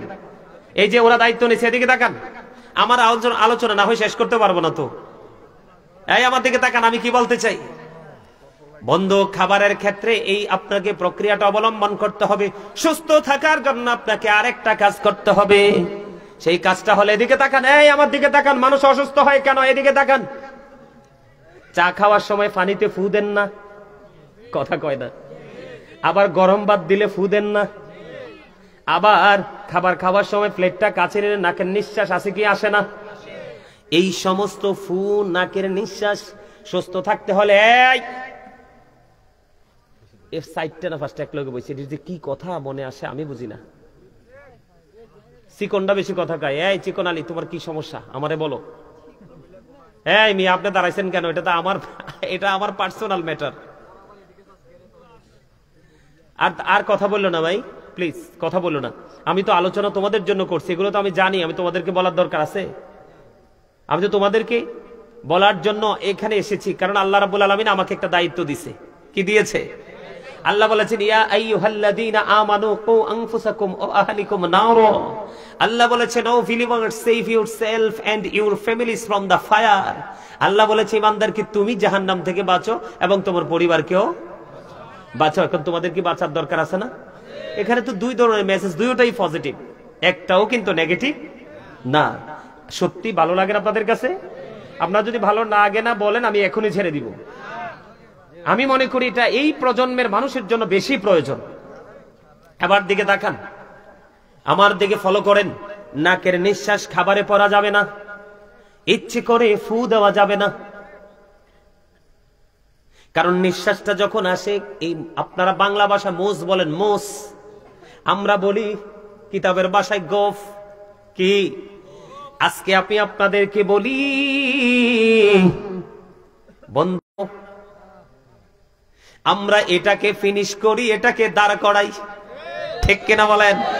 তা আমরা অসুস্থ হব না তো কে হবে? আল্লাহর হাবিব বলেছেন, আমার দিকে তাকান, লজ্জা নয়। আপনার শরীরের যে গোপন অঙ্গের যে পশমগুলো আল্লাহর হাবিব বলতে আসেন, এই জন্য কোনোভাবেই ফু দিয়ে কোনো খাওয়া যাবে না। এটার মধ্যে বিমার আছে। আল্লাহর হাবিব বলেছেন, এইগুলো থেকে তোমাকে কি থাকতে হবে? দূরে দূরে বন্ধ থাকতে হবে। বগলের নিচে পশম আসেনি, কথা বলে না। এগুলোকে বড় করা যাবে না, এগুলো ক্লিয়ার করতে হবে। এমনি করে করে বন্ধু এই কাজগুলো আমাদেরকে করতে হবে। কি হ্যাঁ মনু হেইয়া তো সারা জীবনে শুনছেন, এইয়া আগে কইল কি কন তে আমারে পাগল করতেছে। কারবালার ওয়াজ করতাম। আচ্ছা, কারবালার ওয়াজটা এটা আমাদের জীবনে কি আমরা শুনতেছি না? আমি তো তারে বলছি যে আমি তোরে কারবালার ওয়াজ শোনাবো, কিন্তু এই বিষয়টাকে শেষ করি না। হ্যাঁ, ইমাম হুসাইন শহীদ হয়েছে, এগুলো তো আমরা সবাই জানি, জানি কি জানি না? কিন্তু তারপরও আমাদের এই যে আমাদের মধ্যে একটা নতুন একটা অনুভূতি চলে আসে, আসে কি আসে না? আসে। শহাদাই কারবালা, আমাদের এখান থেকে আমরা অনেক কিছু অর্জন করতে পারি, ইমানি চেতনাকে বৃদ্ধি করতে পারি। আমি সেই জায়গাটা নিয়ে আলোচনা আপনাদের কাছে করব, তবে আমি মনে করি এই জিনিসটা বেশি প্রয়োজন। আরে মিয়া, হসপিটালে গেলে সিট পাওয়া যায় না, ডাক্তার পর্যন্ত টায়ার্ড ফিল করে রুগী দেখতে দেখতে। এত রোগ আসে কোত্থেকে? এটার জন্য দায়ী আমরা নিজে। কি লাভ হবে আমি অন্যজনকে দোষে, সব পেয়েছি আমি আমার আপন কর্ম দোষে। কাউকে দোষ দিয়ে কোনো লাভ? আপনার আমার কর্ম ভালো, ঠিক কিনা? এবার আসেন বন্ধু, আমার নবীজি বলেছেন সুস্থ থাকতে হলে তোমাকে হাসি খুশি থাকতে হবে, ফ্রি থাকতে হবে, মানুষের সাথে মিষ্টি আলাপ করার একটা অভ্যাস সমাজের মধ্যে একটা প্রচলন তোমরা বাড়াইতে হবে। এখনকার মানুষ কি কেউ কারো বাড়িতে যায়? আমি যখন ছোট ছিলাম বন্ধু, আমাদের গ্রামটা খুবই ছোট, নামাজ ছাড়া, ক্লাস ছাড়া, পড়া ছাড়া বাকি সময় ওই বাড়ি ওই বাড়ি ওই বাড়ি, এইজন ওইজনের সাথে গল্প করতে করতে সময় যাইতো। কিন্তু এখনকার ছেলেরা কি গল্প করে? এখনকার ছেলেরা এটা করে। কোনটা? আপনারা এটাকে বলেন মোবাইল, আমি বলি সর্বশ্রেষ্ঠ বিষাক্ত সাপ। বন্ধু, পৃথিবীর সাপের বিষ আপনি উজা দিয়ে, ডাক্তার দিয়ে বন্ধু ধ্বংস করতে পারবেন। এই সাপের বিষ এমন ভাবে সমাজে ছড়িয়েছে, এই সাপের বিষ থেকে বাঁচার কোনো উপায় নাই। একটা ছেলের মাথা ঠিক নাই, একটা ছেলের জবান ঠিক নাই, একটা ছেলের চোখ ঠিক নাই, একটা ছেলের কান ঠিক নাই, একটা ছেলের হাত ঠিক নাই, একটা ছেলের পা ঠিক নাই। সবগুলো বেঠিক হইতে হইতে হইতে হইতে তার হৃদয় পর্যন্ত বেঠিক হয়ে গেছে। তার হৃদয়ে শুধু কালো কালো চিহ্ন দেখা যায়।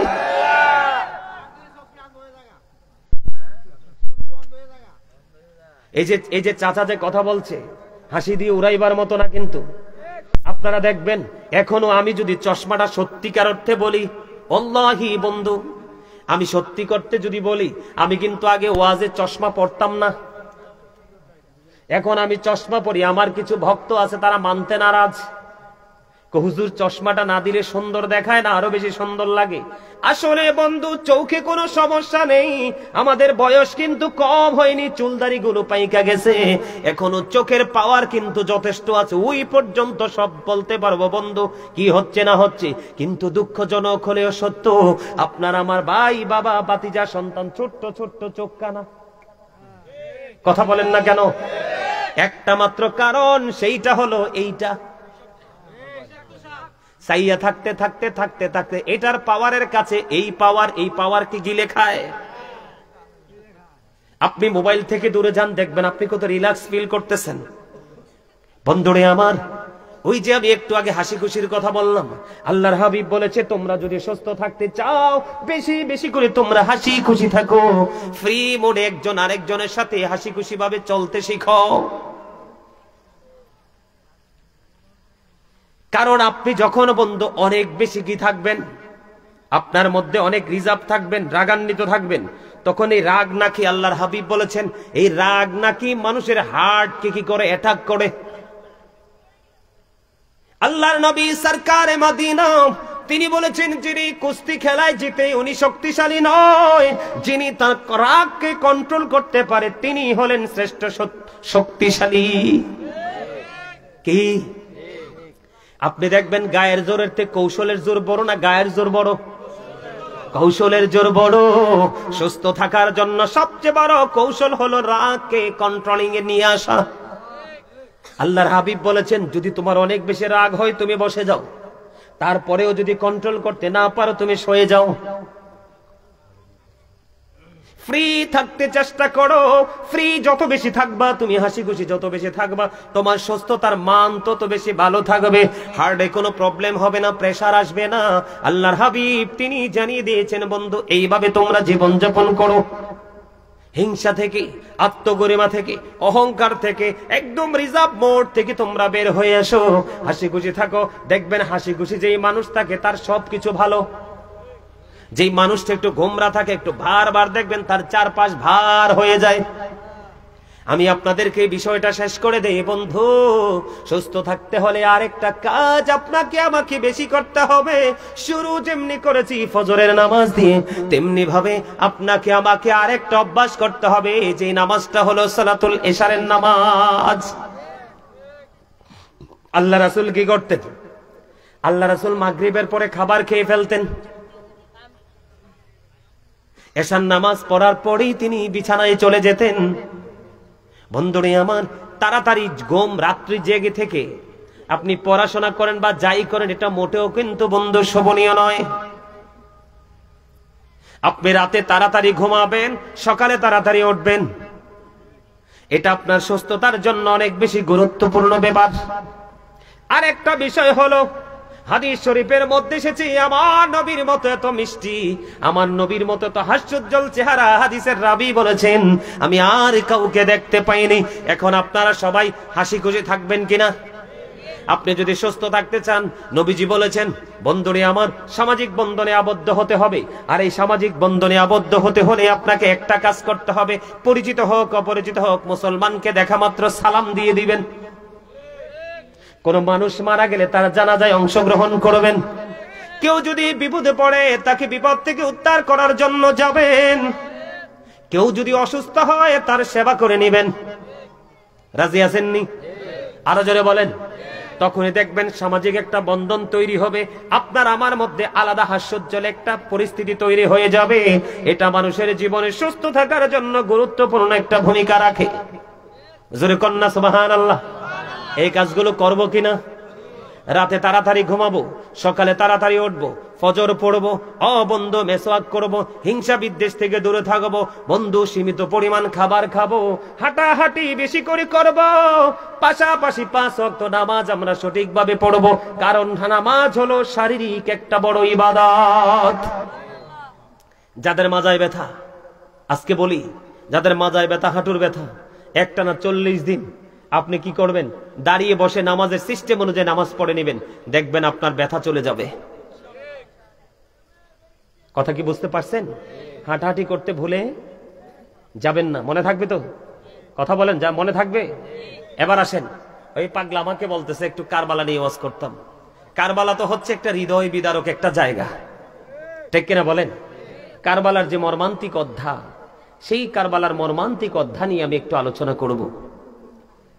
শুনবেন? মর্মান্তিক যে জায়গাটা, সেই জায়গাটা নিয়ে আমি একটু আলোচনা করব। আপনাদেরকে আমি একটু শোনাবো, কারণ সময় তো অনেক হয়ে গেছে। দেখছো নি কাণ্ডটা? 2টা ঘন্টা হয়ে গেছে তো।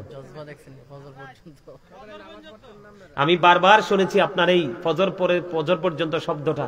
আল্লাহ আপনার এই জজবাটাকে কবুল করে নিক।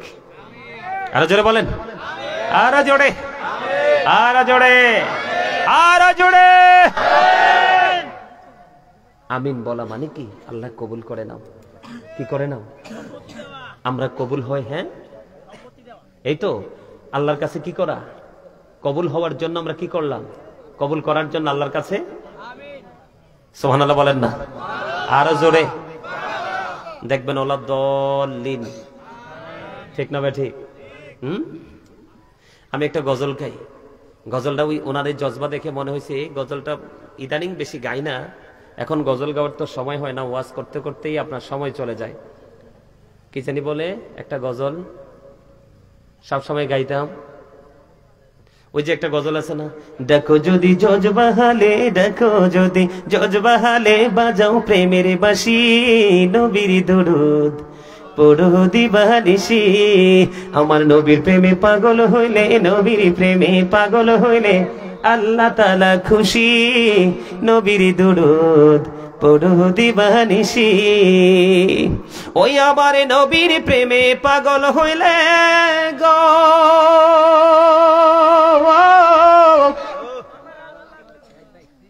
ওই আমার আল্লাহ তাআলার দিদার মিলে গো। দেখো যদি জজবাহালে, দেখো যদি জজবাহালে, বাজাও প্রেমের বাঁশি, হায় রে বাজাও প্রেমের বাঁশি, নবীর দরুদ পুরো দিবানিশি। ওই আমার নবীর প্রেমে যে হয় মাতাল,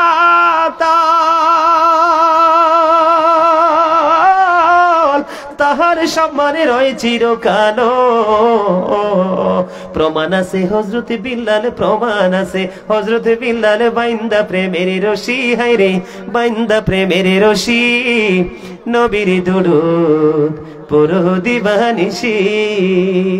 ওই হযরতে ওয়াস করুনি প্রেমিক ছিল গো, ওই আমার নবীর প্রেমে দাঁত ভাঙিল গো। জুব্বায়ও উপহার পাইল, জুব্বায়ও উপহার পাইল, হইয়া প্রেমে উদাসী।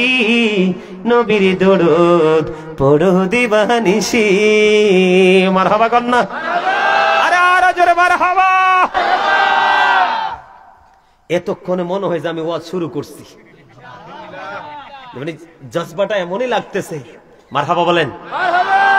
আল্লাহ আমাদের সবাইকে এতক্ষণ যে আলোচনা করেছি, যে কন্ডিশন গুলো আল্লাহর হাবিব আমাদেরকে দিয়েছেন, সবগুলো কন্ডিশন মেনে আগামী কাল থেকে যেন আমরা নতুন জীবন শুরু করতে পারি। আল্লাহ যেন আমাদের সবাইকে কবুল করেন। সকলে বলুন আমিন, আরো জোরে বলুন না আমিন। এখন মজা লাগতেছে না? এখন মনে হয়েছে যে আমার কাছে এক টুকরো চট্টগ্রাম, আমার কাছে মনে হয়েছে যে চান্দি নম্বরপুর পৌঁছায়, আমার কাছে মনে হয় যে এক টুকরো কি চট্টগ্রামে। রাত যত গভীর হয়, আমি সবচেয়ে বেশি প্রোগ্রাম করি চট্টগ্রামে, চট্টগ্রামে রাত যত গভীর হয় প্রেম তত বাড়ে।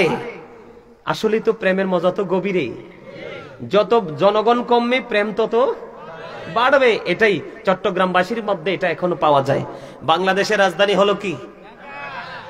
Dhaka is the capital of Bangladesh. বাংলাদেশের রাজধানী কি? আর সুন্নিয়তের সিটি কোনটা? রাজধানী কোনটা? সুন্নিয়তের ক্যাপিটাল কোনটা? চট্টগ্রাম। ওখানে গেলে বুঝবেন প্রেম কাকে বলে। এমিয়া গজলে টান দিলে কেউর পকেটে হাদিয়ার স্থির থাকে না, কেউর পকেটে হাদিয়ার কি থাকে না, স্থির থাকে না। ঢাকাও এমনটি হয়। আমি নারায়ণগঞ্জ হরিপুরে এই জানুয়ারি 24 তারিখে ওই মাহফিলটাতে যাব। প্রথম বছর যখন গেছি, মাহফিলের হাদিয়া ঠিক যত টাকা দিছে মাহফিলের হাদিয়া, পরে পকেট চাইয়া দেই গজলের হাদিয়া সেম টু সেম। মারহাবা বলেন। আসলে আমি হাদিয়া বলেন, এটাকে বলি প্রেম। এখন তো আর ওই রকম গজল গাওয়া যায় না, কারণ বিভিন্ন বিষয়ের উপর আলোচনা করি। মানুষ এত এলোমেলো জীবন যাপন করছে, এগুলো দেখলে আফসোস লাগে। আমি আপনাদেরকে বলি, হেদায়াত কিন্তু ভালোবাসা থেকে আসে। প্রেম না থাকলে আপনি কখনোই হেদায়াত পাবেন না। আমি আপনাদেরকে বলি, আপনারা তো নিশ্চয়ই কুমিল্লা যান না? একটা গজল গাইতা? ঠিক আছে ভাই, আমি দেখছি তোমার শুরুতে জজবা ছিল একটা নিবিড় শান্ত জজবা।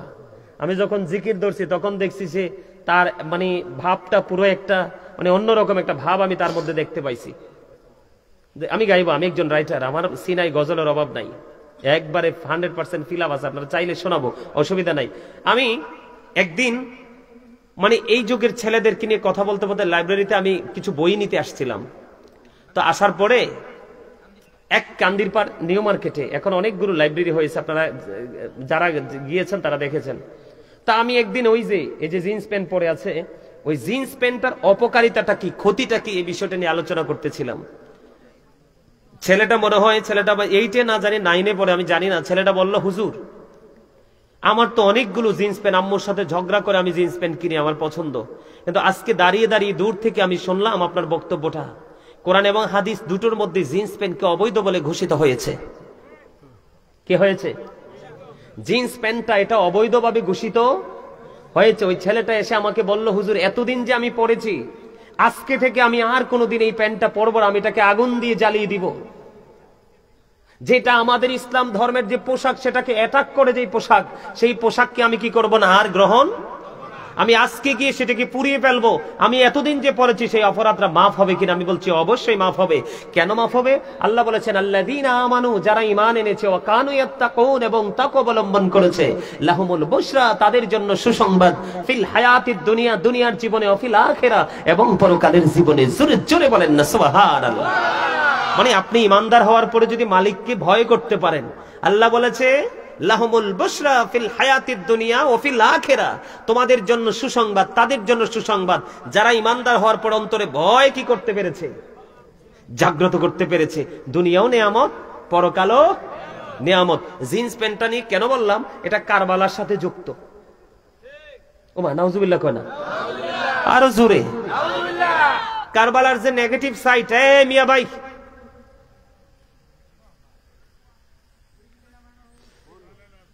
এটা কারবালার যে সাইড, দুটো সাইড, একটা নেগেটিভ একটা পজিটিভ। নেগেটিভ সাইডের সাথে এই জিন্স প্যান্টটা যুক্ত। কেন যুক্ত আমি বলি, এই কারণে যুক্ত। এদিকে দেখেন, এই যে আমার পায়জামার উপরটা কিন্তু এখানে, নাভির অনেক উপরে, 4 থেকে 5 আঙ্গুল উপরে, আর নিচে দিয়ে তো টাকনোর অনেক উপরে। কেন বলতেছি, তোমরা এই বিষয়টা সিরিয়াসলি নিবে ভাইয়ের আমার। তো এই পোশাকটার পাশাপাশি আরেকটা ওয়াজ করতে হবে। আমার একটা স্বাস্থ্য ভাই এসে বইছিতে একবার টকটকে লাল পাঞ্জাবি পরে আসছে। এই পাঞ্জাবিটা পুরুষের জন্য টকটকে লাল পোশাকটা কতটা ক্ষতির কারণ, এটাও একটু বলবো। এটার সাথে নিবেন আপনারা, বিশেষ করে যুবকরা তোমরা নিবা। এই শিক্ষাটার দরকার আছে না নাই? আছে না নাই? তোমরা তো সিল মেরে ফেলছি, মাস্কটা খুলে ফেলো।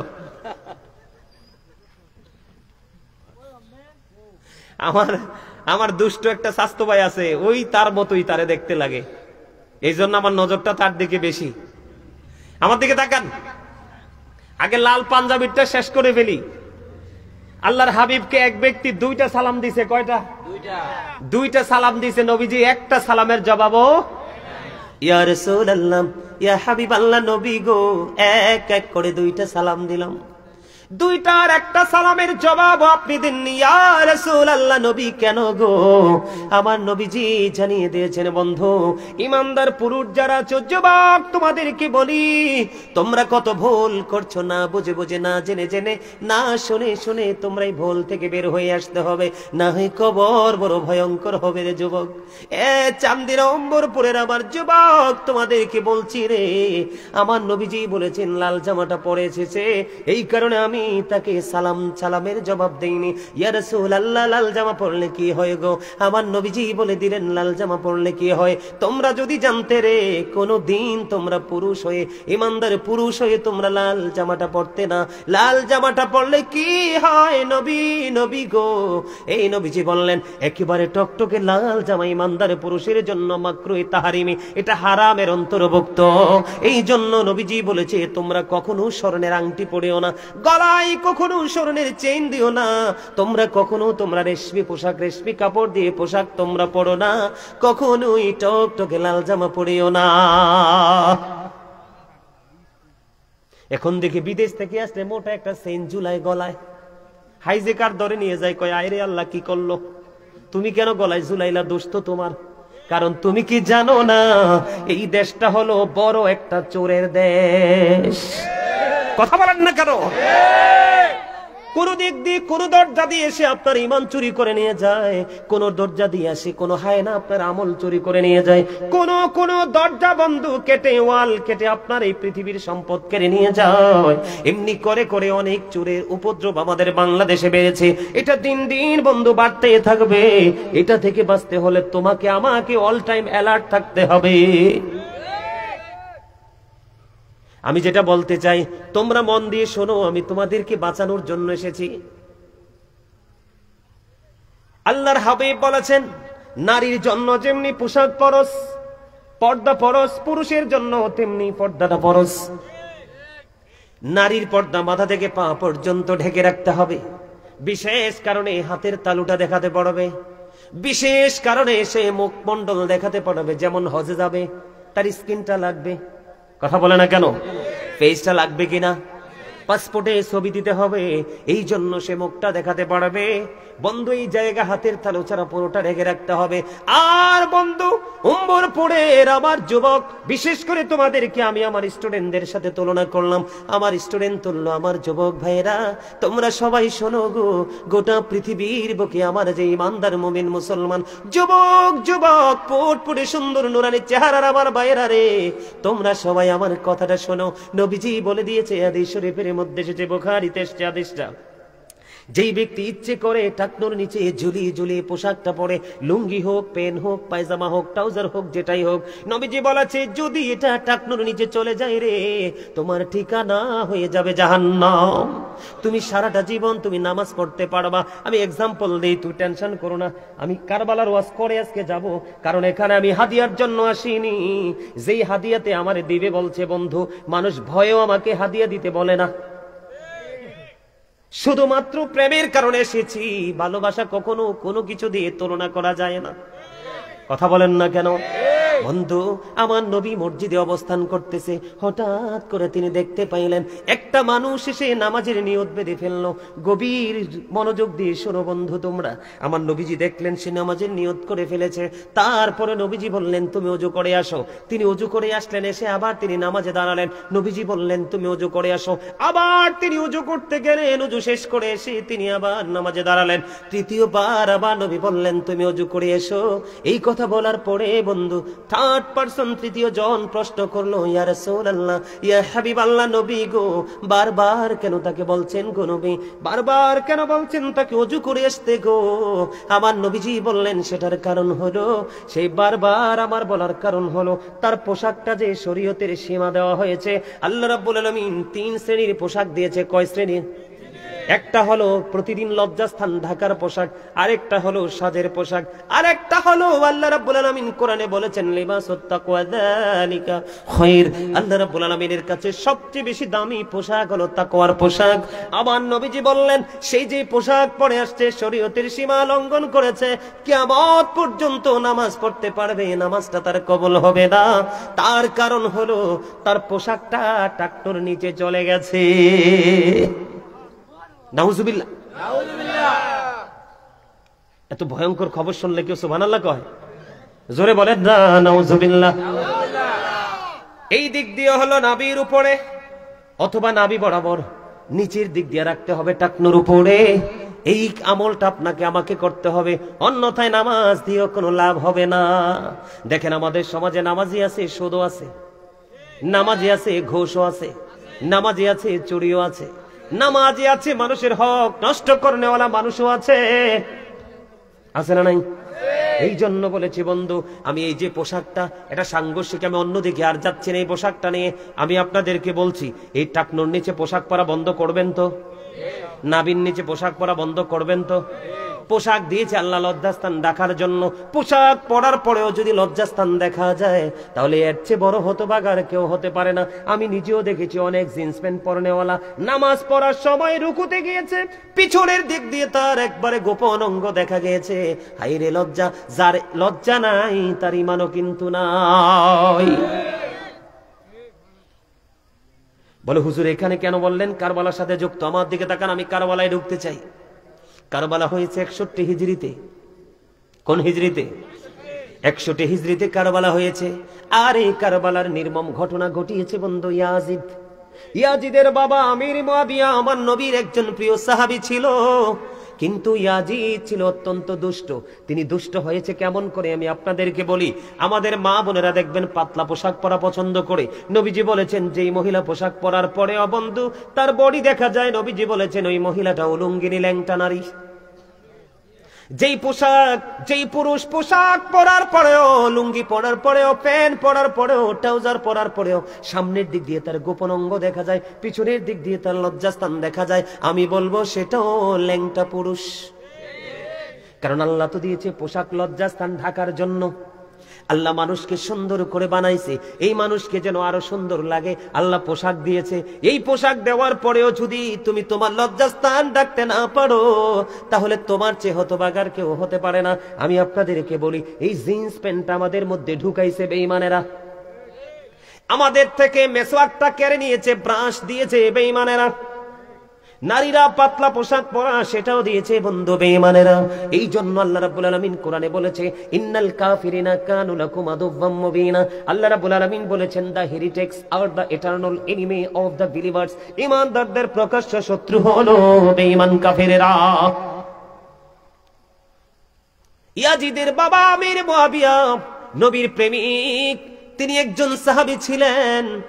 বন্ধু, ওনার সন্তান হলো ইয়াজিদ। তিনি কিন্তু কোনো বেঈমান কাফের মুশরিক ছিলেন না, তিনিও কিন্তু মুসলমান ছিল। তিনি কিন্তু ওপেনলি কোনো মসজিদ ভাঙে নাই, ওপেনলি কোনো মাদ্রাসা ভাঙে নাই। বন্ধু, ওনার কাজ হলো মুখে একটা, অন্তরে আরেকটা। এটার নামই হলো ইয়াজিদ, এটার নামই হলো ইয়াজিদিয়াত। মুখে হলো ইসলামের প্রেমের কথা, অন্তর ইসলামকে ধ্বংস করার পায়ে তারা। এটার নাম হলো বন্ধু ইয়াজিদিয়াত। আপনাদেরকে বলি, ইয়াজিদের যে উপদেষ্টা ছিল তার নাম ছিল শারজুন বিন মানসুর রুমি, যিনি ছিলেন একজন ইহুদি। তিনি দিনের বেলা বানর নাচাতো, রাতের বেলা মদের আসর বসাতো, নারীদেরকে, নষ্ট নারীদেরকে নিয়ে নাচ গানের আয়োজন করত। জোরে জোরে বলেন না নাউজুবিল্লাহ, আর জোরে বলেন না নাউজুবিল্লাহ।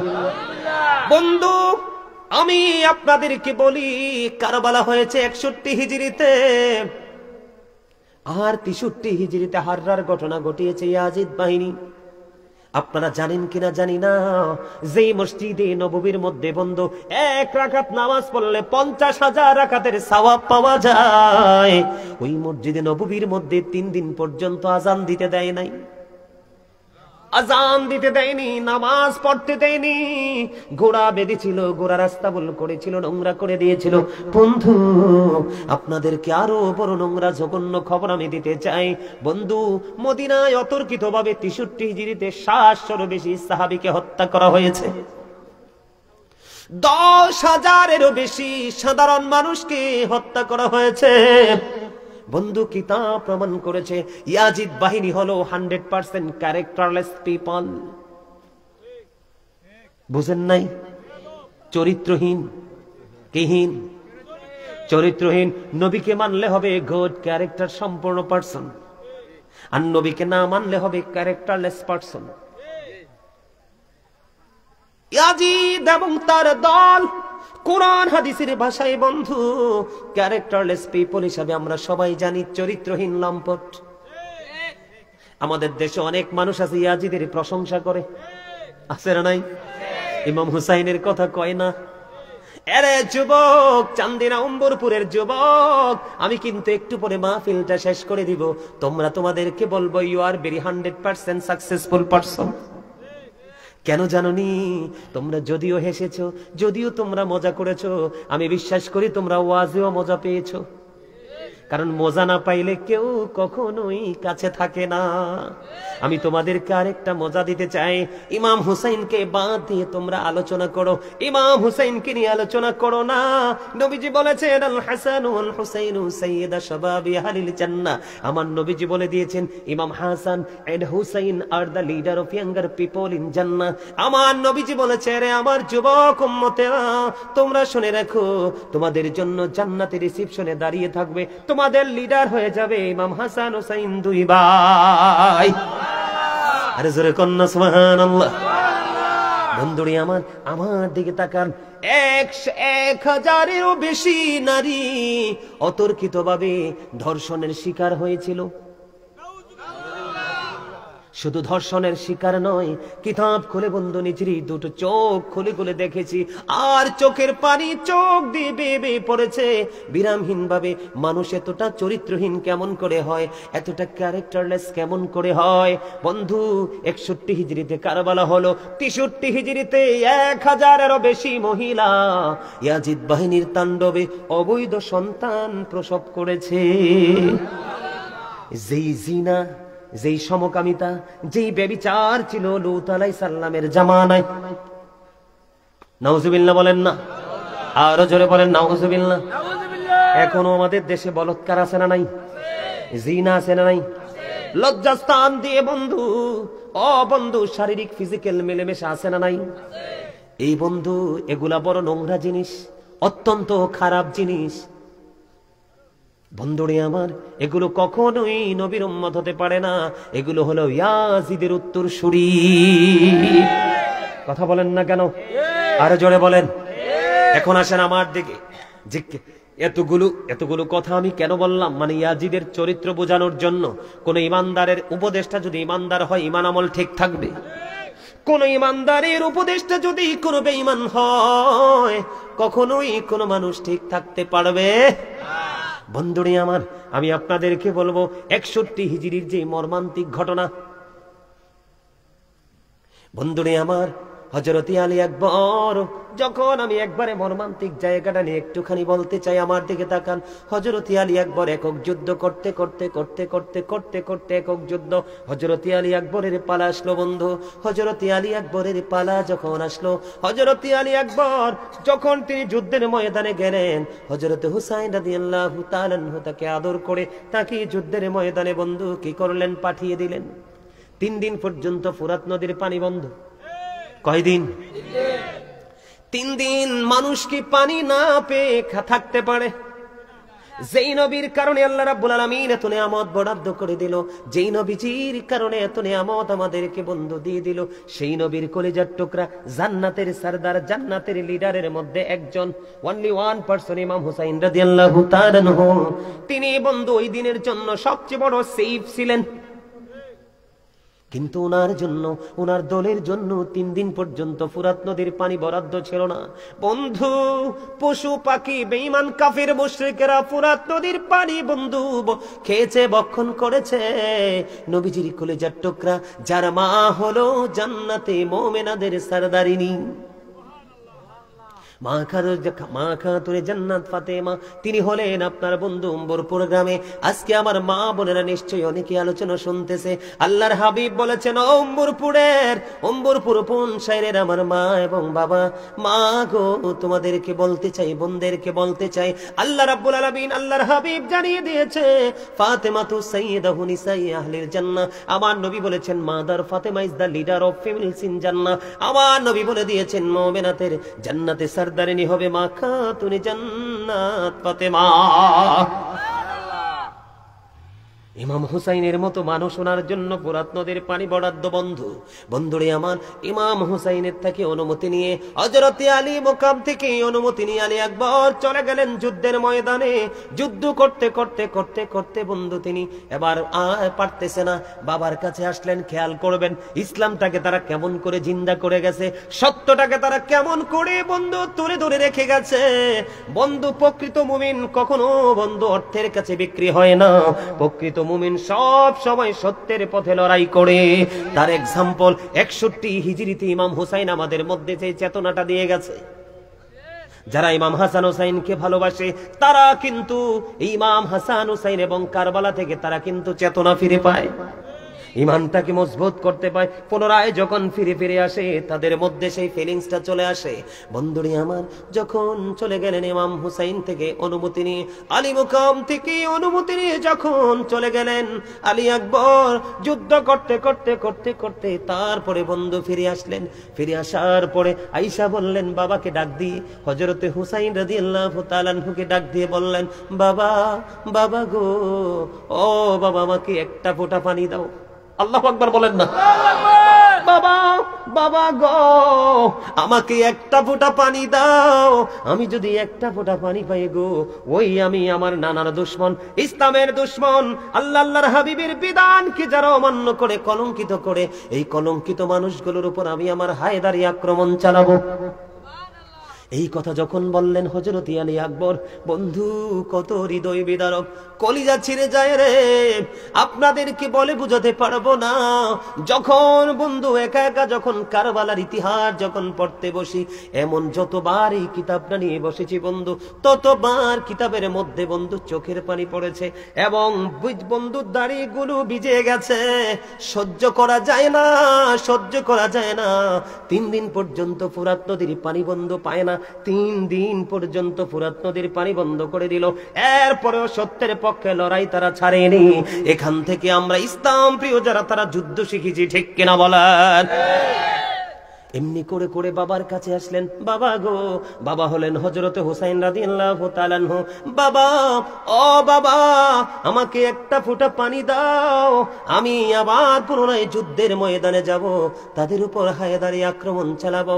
এবার বন্ধু আমার নবীজির কলিজার টুকরা হযরত আলী মুকাম ইমাম হুসাইন রাদিয়াল্লাহু তাআলা আনহু, তিনি কি করলেন? বাবা, বাবা গো, আমি কেমন করে তোমাকে পানি দিব গো?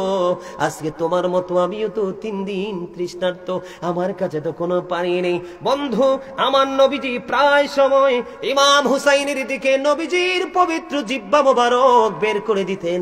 ইমাম হুসাইন রাদিয়াল্লাহু তাআলা আনহু আমার নবীজির পবিত্র জিহ্বা মোবারক চিষে ওনার মধ্যে একটা প্রশান্তির একটা ফিলিংস তিনি আনতে পারতেন।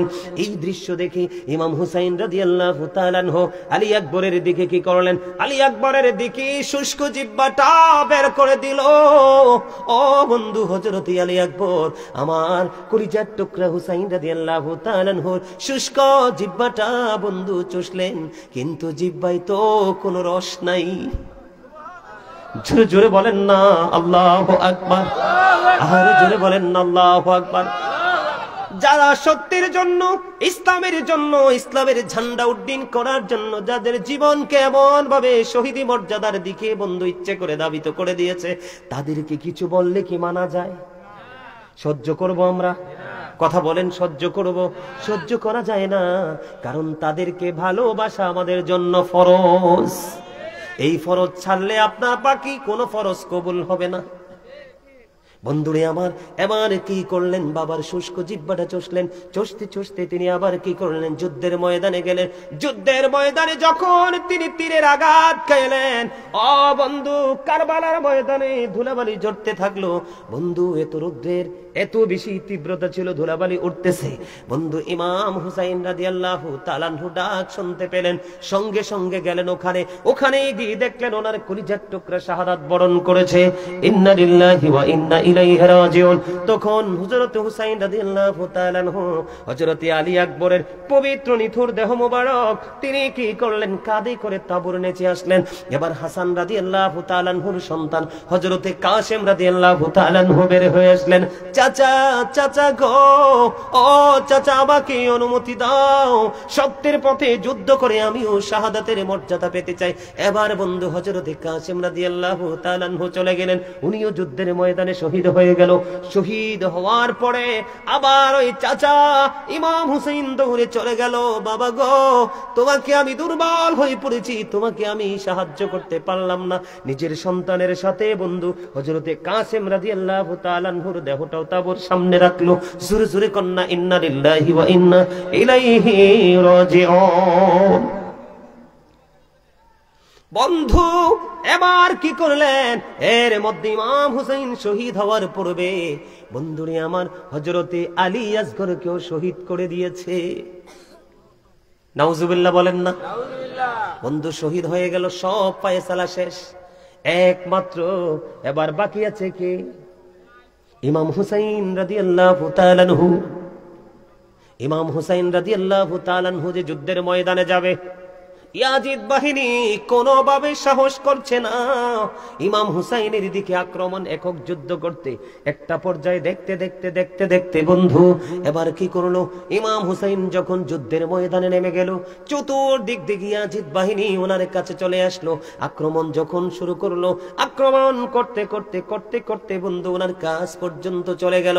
যাওয়ার পরে আবার ডাক দিয়ে বললো, এখন কি নামাজের সময়? সুবহানাল্লাহ বলেন না? হয় এখন নামাজের সময়।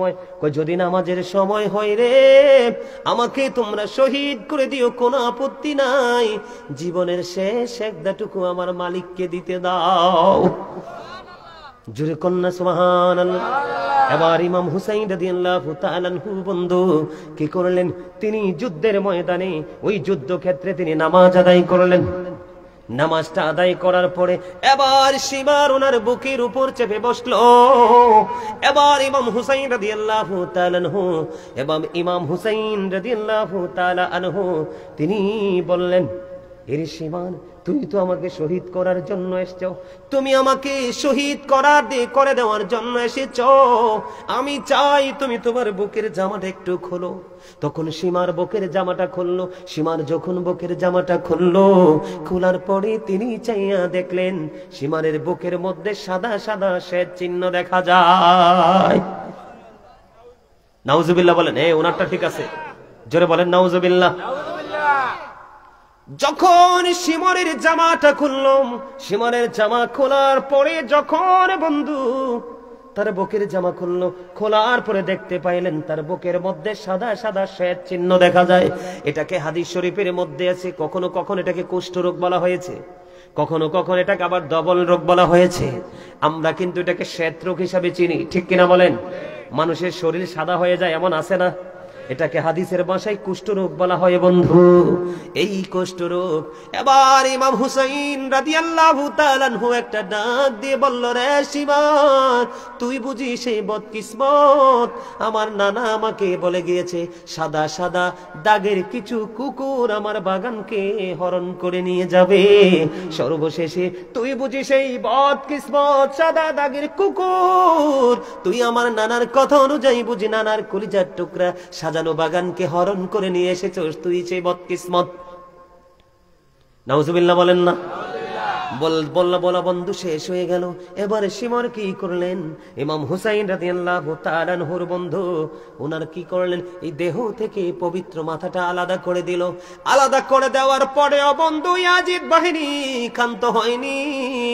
ইয়াজিদ বাহিনী কি করছেন? এই উত্তপ্ত রোদের মধ্যে বন্ধু কারবালার ময়দানে ওনার এই পবিত্র মাথায় বন্ধু ঘোড়া দিয়ে পদদলিত করেছে। জোরে জোরে বলেন না নাউজুবিল্লাহ, আরে জোরে বলেন না নাউজুবিল্লাহ। ইমাম হাসান হুসাইন দুই ভাই এমন বন্ধু, ওনারা যা চাইতো তাই কিন্তু ওনাদের কাছে চলে আসতো। আমি আপনাদেরকে ওনাদের মর্যাদাটা বোঝানোর জন্য, কারণ আপনারা তৃণমূল পর্যায়ের মানুষ এখানে এসেছেন, সাধারণ গ্রামের সরল মনা মানুষ, আপনাদেরকে যদি এক্সপ্লেইন না করি আপনারা বুঝতে পারবেন না। ছোট্ট একটা ঘটনা বলি বন্ধু। ইমাম হাসান হুসাইনকে আমার আল্লাহ কত ভালোবাসতেন। একদিন ছোট্ট ছেলে হুসাইন তিনি কি করবেন, একটু খেলতে মন চাইছে, দৌড়াদৌড়ি করবে, ছোটাছুটি করবে। হঠাৎ করে সঙ্গের আসলো, আসার পরে মার গলা জড়ায় ধরলো। মা খাতুনে জান্নাত ফাতেমার গলা জড়িয়ে ধরলো। ধরার পরে ডেকে ডেকে বললেন, আম্মু বা মা গো, একটু অনুমতি দাও, আমি একটু খেলতে যাব, তবে আমার একটা আবদার আছে, খেলা শেষ করে আসার পরে আমাকে একটু আপেল দিতে হবে। সুবহানাল্লাহ বলেন না? ছোট্ট ছেলে, মাত্র ছোট্ট বন্ধু, একটু বুঝে নেবেন। এরে যুবক, এই আলোচনা শোনার পরেও যদি তোমরা হাসো আর তোমাদের কাছে কিছু বলার নেই, কিছু বলার নেই। আজকে অনেক ট্রেনিং তোমাদেরকে দিয়েছি, আমি সর্বোচ্চ বল আজকে তোমাদের জন্য প্রয়োগ করেছি, তারপরেও যদি তোমাদের হাসতে মন চায়, আফসোস ছাড়া আর কিছুই থাকবে না। তুমিও তো একজন যুবক, তুমি কতটুকু আশার চাওয়ার প্রাপ্তি তোমার জীবনে ঘটেছে। আমি যদি বলি আজকে বন্ধু, আল্লাহি আল্লাহর কসম করে বলছি, এই জান্নাতের বাগান, এই পবিত্র আসরে বসে আমি বলছি, আমি সুলাইমান এমন একটা ছেলে, আমার জীবনের শুরু থেকে এই পর্যন্ত আমার মালিকের কাছে যা চেয়েছি এই পর্যন্ত তাই আমি পেয়েছি। তুমি বুকে হাত দিয়ে বলো, হুজুর আমার জীবনে যা চেয়েছি আমি তা পেয়েছি, বলতে পারবা না। তার কারণ আমার জীবনের সবচেয়ে বড় চাওয়া ছিল, আল্লাহ তুমি আমাকে তোমার পথের একটা খাদেম হিসেবে কবুল করিও।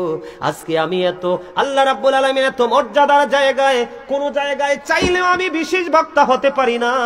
কোন মানুষ আমাকে বিশেষ বক্তা বানাইতে রাজি হয় না। হুজুর প্রধান বক্তা না হয় প্রধান অতিথি, এটা আমি মনে করি মদিনা ওয়ালার খাতিরে আমার মালিক আমার জীবনের কোনো না কোনো কর্ম বন্ধু কবুল করেছে, এই কারণে তো মর্যাদার জায়গায় বসিয়ে দিয়েছে। ঠিক কিনা বলেন? এটা আমি বোঝার জন্য বলেছি তোমাদেরকে। বন্ধুরে আমার, এবারে কি করলেন? ছোট্ট ছেলে হুসাইন আবদার করেছে। এবার মা খাতুনে জান্নাতকে বললেন, মা গো, ও মা আমার একটা চাওয়া আছে। বাবা গো বলো। কয় আমার চাওয়া হলো মা, আমার আপেল খেতে মনে চেয়েছে, আমাকে একটু আপেল তো দিতে হবে, আপেল খাবো।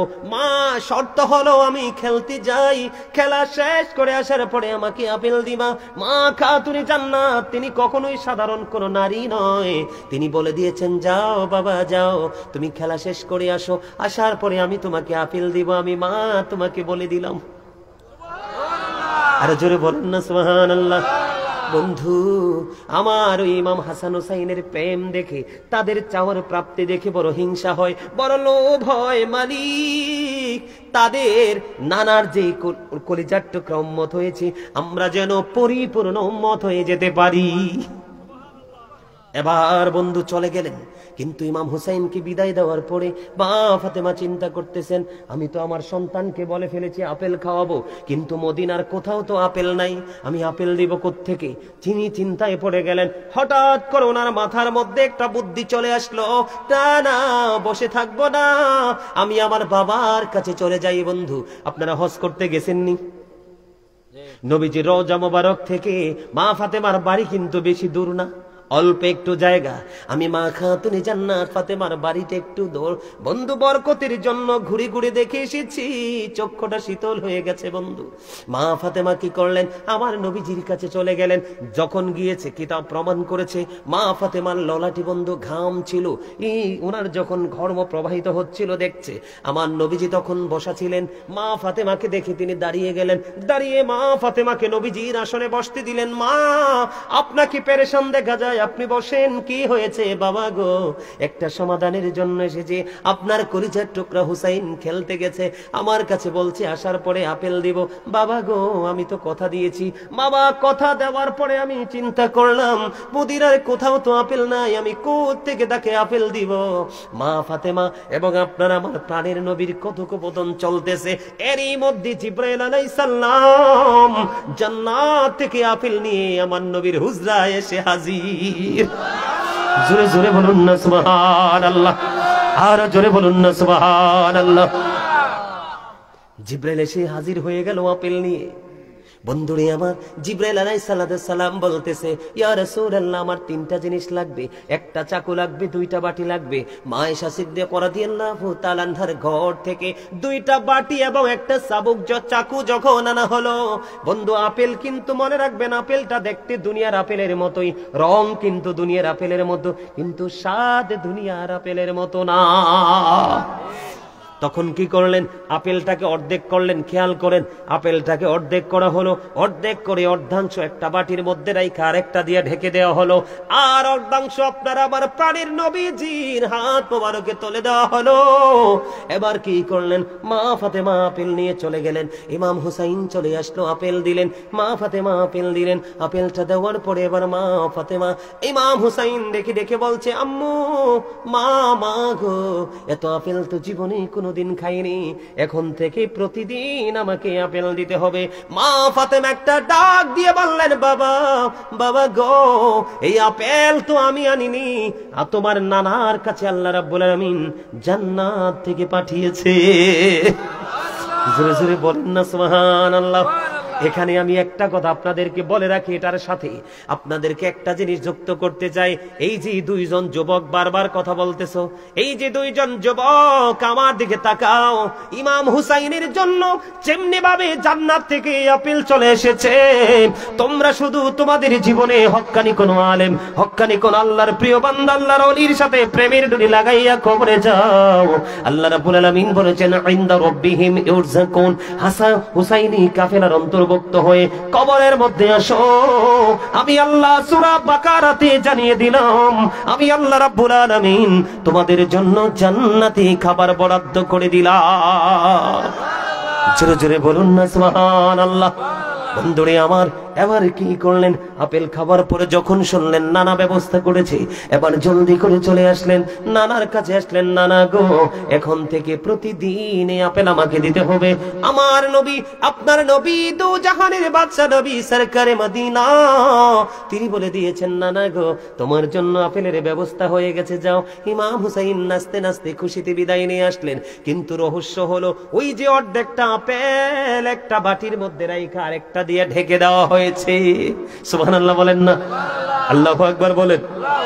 আল্লাহর হাবিবকে জিবরাইল আলাইহিস সালাম বলেছেন, ইয়া রাসূলুল্লাহ, ইয়া হাবিবাল্লাহ, নবী গো, ও প্রাণের নবী, এই আপেলটার কারণ হলো এই যে অর্ধাংশ আমি ঢেকে দিলাম, এই অর্ধাংশ প্রতিদিন শুধু বাটি ঢাকনাটা একবার সরাইতে পারবে, দুইবার না। এবার তো চলতে থাকলো। এই আপেলের বাটিটা যখন নিয়ে গেলেন, পরের দিন বন্ধু আপেলের ঢাকনা সরাইলো, রাখছে কিন্তু অর্ধেক। এখন চাইয়া দেখে পুরো আপেলটা গোটা আস্তা হয়ে আছে। জিবরাইল আলাইহিস সালাম দেখিয়ে দিয়েছেন প্রতিদিন এইভাবে অর্ধেকটা কাটবেন, কেটে খাবেন, আর বাকিটা এমনি করে করে বন্ধু এমনি করে করে ঢেকে রাখবেন। এমনি করে করে প্রতিদিন একবার ডাকনা সরায় চাইয়া দেখে আপেল গোটা, পরের দিন ডাকনা সরায় চাইয়া দেখে আপেলটা গোটা, এমনি করে করে করে করে বন্ধু দুইটা বছর চলে গেল। 2 বছর পর্যন্ত আপেলটা যখন ডাকনা সরায়, আপেলটা দেখে আস্থা অর্ধাংশ খায় আর অর্ধাংশ ঢেকে রাখে। আর বন্ধুরে আমার, কিন্তু সবচেয়ে বড় মজার খবর হলো প্রতিদিন প্রতি মুহূর্ত এই আপেল প্রতিদিন একবার করে তারা সরিয়ে সরিয়ে ভক্ষণ করেছে। প্রতিদিনের স্বাদ কিন্তু একরকম ছিল না। এই 2 বছরে এক এক দিন এক এক রকম স্বাদ, প্রতিদিনে ভিন্ন ভিন্ন স্বাদ ছিল। 2 বছর যখন চলে গেল, 2 বছর পরে ওই আল্লাহর দেওয়া কুদরতি আপেল আবার অদৃশ্য হয়ে যায়। এটা হলো সেই হুসাইন। সেই হুসাইন যুদ্ধের ময়দানে বন্ধু যুদ্ধ করে শহীদ হচ্ছে। বন্ধুরে আমার, এবার কি করলেন যুদ্ধের ময়দানে? সীমার যখন মাথাটা আলাদা করে ফেললো, সীমার ওই গোড়া দিয়ে পদদলিত করলো ওই পবিত্র মাথাটা। এবার ইয়াজিদ বাহিনী তো খুশি, ইমাম হুসাইনকে শহীদ করে ফেলেছে। ইমাম ইয়াজিদের কাছ থেকে তারা পুরস্কার নেবে, কিন্তু পুরস্কার ইয়াজিদ বাহিনীকে ইয়াজিদ দেয় নাই। এবার কি করলো? ইয়াজিদের বাড়ির দিকে ইমাম হুসাইনের মাথাটা নিয়ে রওনা হলো। খেয়াল করবেন কিন্তু যখন বন্ধুরে আমার ইমাম হুসাইন যখন শাহাদাত বরণ করলো, তখন সঙ্গে সঙ্গে সূর্যগ্রহণ হয়েছিল। সূর্যগ্রহণ হলে পৃথিবী কি অন্ধকার হবে না আলোকিত? কথা কন না কেন? আপনারা কি এগুলো বুঝেন না? সঙ্গে সঙ্গে বন্ধু সূর্য গ্রহণ হয়েছিল, আকাশ ঘোর অন্ধকার হয়ে গেছিল। ও বন্ধু, মনে হয়েছিল তখনই কিয়ামত কায়েম হয়ে যাবে। বন্ধু, হাদিসের রাবী বলেছেন, আমি নিজ কানে শুনেছি জিনেরা পর্যন্ত ইমাম হুসাইনের শহীদের সঙ্গে সঙ্গে ক্রন্দন করেছে। সিরিয়ার যেই কোনো পাথর বন্ধু সরাইলে, ইমাম হুসাইন রাদিয়াল্লাহু তাআলা আনহু যখন শহীদ হয়েছিল, সিরিয়ার যেই কোনো পাথর সরাইলে পাথরের নিচ থেকে তাজা রক্ত প্রবাহিত হতো। বন্ধু, আকাশ কেঁদেছে, বাতাস কেঁদেছে, আসমান কেঁদেছে, জমিন কেঁদেছে। ইমাম হুসাইনের শাহাদাতে কেউ স্থির থাকতে পারেনি। আমি আপনাদেরকে এখানে আর একটা মজার খবর বলি। এই যে ইমাম হুসাইনের শহীদ যখন হলো, রক্ত বন্ধু এমন রূপ নিয়েছে, উম্মে সালমা রাদিয়াল্লাহু তাআলা আনহাকে আমার নবীজি পৃথিবী থেকে চলে যাওয়ার সময় বলেছিল, উম্মে সালমাকে তুমি মাটিগুলো সংরক্ষণ করে রেখে দাও, মাটিগুলো তুমি যত্ন করে রেখে দাও। যেদিন তুমি দেখবা এই মাটিগুলো রক্তে লাল হয়ে গেছে রে, সেই দিন তুমি মনে করবা আমার কলিজার টুকরা ওই কারবালার ময়দানে শহীদ হয়ে গেছে। সত্যি সত্যি বন্ধু, ইমাম হুসাইন যেদিন শাহাদাত বরণ করেছিল, উম্মে সালমাকে যে মাটি আমার নবী দিয়েছিল, ওই মাটিগুলো ধরে দেখেছিলেন, ওই মাটিগুলো রক্তে লালে লাল হয়ে গেছে। জোরে জোরে বলেন আল্লাহু আকবার। এইখান থেকে বন্ধু ইয়াজিদ বাহিনী রওনা হলো, ইয়াজিদের কাছে পুরস্কারের জন্য যাবে। রাস্তার মধ্যে যখন গেল, আমার দিকে তাকান, এদিকে তাকান, যখন রাস্তার মধ্যে গেল অন্ধকার হয়ে গেল, সন্ধ্যা ডানা মেলে দিল, সূর্য তারা পুরো গন্তব্যে বন্ধু চলে গেল। যাওয়ার পরে ওই ইয়াজিদ বাহিনী রাস্তার মধ্যে একটা তাবু গেড়েছিল। ওইখানে বসবাস করত এক খ্রিস্টান পাদ্রী। খ্রিস্টান পাদ্রী যখন জানতে পারলো রাসূলের কলিজার টুকরার মাথা নিয়ে যাওয়া হচ্ছে, ইয়াজিদ বাহিনী দেখেন ওরা কতটা লোভী ছিল, কতটা লালসা ছিল পৃথিবীর প্রতি। আমি এখানে আপনাদেরকে একটা কথা বলে নেই। আল্লাহ রাব্বুল আলামিন পবিত্র কালামে হাকিম সূরা আলে ইমরানের 185 নম্বর আয়াতের শেষ অংশে বলে দিয়েছেন, ওয়ামাল হায়াতুদ দুনিয়া ইল্লা মাতাউল গুরুর। এই দুনিয়ার জীবনে, পৃথিবীর জিন্দেগি একটা ধোঁকা, একটা প্রতারণা। ইয়াজিদ বাহিনী সেই প্রতারণার মধ্যে পড়েছিল বন্ধু। যখন রওনা হওয়ার পরে খ্রিস্টান পাদ্রী ডাক দিয়ে বলল, রে ইয়াজিদ বাহিনী, ইয়াজিদের প্রেতাত্মারা, তোমাদেরকে আমি একটা কথা বলবো। ওই কথাটা কি? ওই একটা রাত্রের জন্য শুধু আমাকে ইমাম হুসাইনের মাথাটা আমাকে দিবা। একটা রাত্রের জন্য তুমি ইমাম হুসাইনের মাথাটা আমাকে দিবা, আমি তোমাদেরকে বিনিময় দেব 10,000 দিরহাম। একদিকে বলেন না নাউজুবিল্লাহ, আর ওই খ্রিস্টানের জন্য বলেন না সুবহানাল্লাহ। 10,000 দিরহাম যখন দিবি বলল, পাগল পারা হয়ে গেল টাকার জন্য, কারণ তারা তো পাগলে অর্থের দুনিয়ার পাগল হয়ে গেল বন্ধু।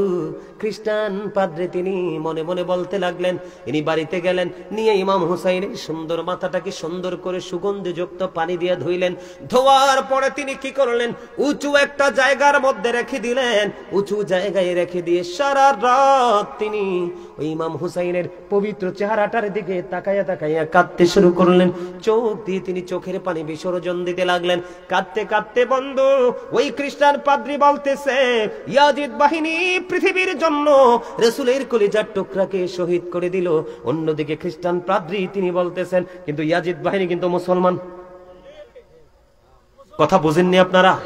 ইয়াজিদ বাহিনী কিন্তু মুসলমান, কোন হিন্দু নয়, কোন খ্রিস্টান নয়, কোন বৌদ্ধ নয়, কোন ইহুদি নয় বন্ধু, তারা ছিল মুসলমান। আমি আপনাদেরকে বলি, কিন্তু তাদের উপদেষ্টা ছিল বন্ধু একজন ইহুদি। আপনারা দেখেন না এখন বর্তমানে বন্ধু ফিলিস্তিনের কি অবস্থা, লেবাননের কি অবস্থা, ঠিক কিনা বলেন? কিন্তু ফিলিস্তিনকে ধ্বংস করে দিতে চায়, কিন্তু ফিলিস্তিন ধ্বংস হবে না, ধ্বংস হবে মূলত ইসরায়েল, ঠিক কিনা বলেন? আপনাদেরকে আমি বলে দিতে চাই, ইয়াজিদ বাহিনী যতই শেষ করার চেষ্টা করুক, ইমাম হুসাইনের অঙ্গের যে পবিত্র জায়গা যেখানে আছে সেইখানেই মাজার। জোরে জোরে কন্যা ঠিক না বেঠিক? যারা আজকে ইয়াজিদের প্রশংসা করে তারাও কিন্তু তাদের আপন বাচ্চাদের নাম রাখে না ইয়াজিদ, রাখেনি। দেখেন বন্ধু ওই খ্রিস্টান উঁচু জায়গার মধ্যে ইমাম হুসাইনের মাথাটা বন্ধ রেখে দিল। রেখে দেওয়ার পরে এবার তিনি দেখতে পাইলেন সাদা দবদবে নুরানি একটা পাখি যেন ইমাম হুসাইনের পবিত্র মাথার চারপাশে ঘুরে ঘুরে তাওয়াফ করছে। জোরে জোরে কন্যা সুবহানাল্লাহ। আমি আপনাদেরকে বলে দিতে চাই, এই যে ইমাম হুসাইন এবং ইয়াজিদের মধ্যে দ্বন্দ্ব হলো, ইয়াজিদ ছিল রং, ইমাম হুসাইন ছিল রাইট। ইমাম হুসাইন ছিল সত্যের পক্ষে, ন্যায়ের পক্ষে, আর ইয়াজিদ বাহিনী ছিল পুরোপুরি আল্লাহর হাবিবের বিপক্ষে। এই কারণেই বন্ধু যুদ্ধ হয়েছে, আর এই যুদ্ধ থেকে আমরা ইমানদাররা শিক্ষা নিয়েছি, ঠিক কিনা বলেন? এই জন্য আমি আপনাদেরকে বলি বন্ধু, আমি আপনাদেরকে বলি, আমি একটা গজল গাই প্রায় সময়, ধীরে ধীরে চালাও ছুরি সীমার আমারি গলায়,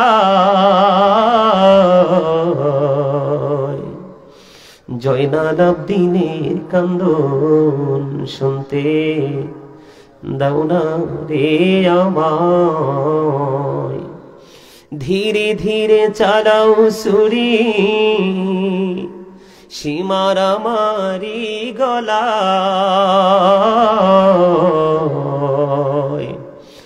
জয়নাল আবদিনের কান্দন শুনতে দাও না রে আমায়। আমার নানা নবী ছিলেন,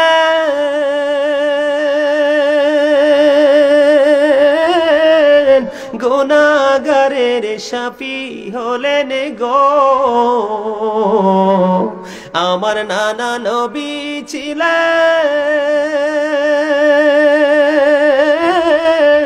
গুনাহগারের শাফি হলেন গো। এই গলায় দিতেন চুমা নানাজি সদা, জয়নাল আবদিনের কান্দন শুনতে দাও না রে আমায়। কোথায় রইলেন মা জননী,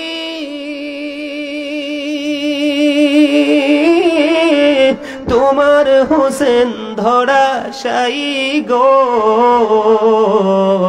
কোথায় রইলেন মা জননী, তোমার হোসেন ধরা সাই গো। সীমার বসিল মাগো আমারি সিনায়, জয়নাল আবদিনের কান্দন শুনতে দাও না রে আমায়। দুধের শিশু কচি কচি কাঁদিতেছেন পানি পানি গো, পানির লাগি বিষের তীরে কলিজা সেদায়। জয়নাল আবদিনের কান্দন শুনতে দাও না গো আমায়, ধীরে ধীরে চালাও ছুরি সীমার আমারি গলায়। জয়নাল আবদিনের কান্দন শুনতে দাও না রে আমায়। মারহাবা বলেন, আর জোরে বলেন না মারহাবা। সম্মানিত উপস্থিতি, অনেক লম্বা সময় হয়ে গেছে, অনেক লম্বা সময়। আমি আর আলোচনা করব না। আপনারা যদি বিস্তারিত কারবালার আলোচনা শুনতে চান, অনলাইনে আমার একাধিকবারে আলোচনাটা করা আছে। গুরুত্বপূর্ণ যে জায়গাগুলো, এগুলো নিয়ে আলোচনা করেছি। আমি আপনাদেরকে শুধু এইটুকু বলতে চাই, জীবন যতদিন আছে ততদিন আমরা সত্যের পক্ষে থাকব, মিথ্যার বিপক্ষে লড়াই করে যাব। এটাই হলো আমাদের আদর্শ, এটাই হলো ইমাম হুসাইনের আদর্শ, এটাই হলো আপনার আমার প্রাণের নবীর শিক্ষা। তাহলে আমরা দুনিয়া এবং আখিরাত উভয় জাহানে আমরা সফল হতে পারবো। কথা কি বুঝতে পারছেন? আর জোরে বলেন, বুঝতে পারছেন?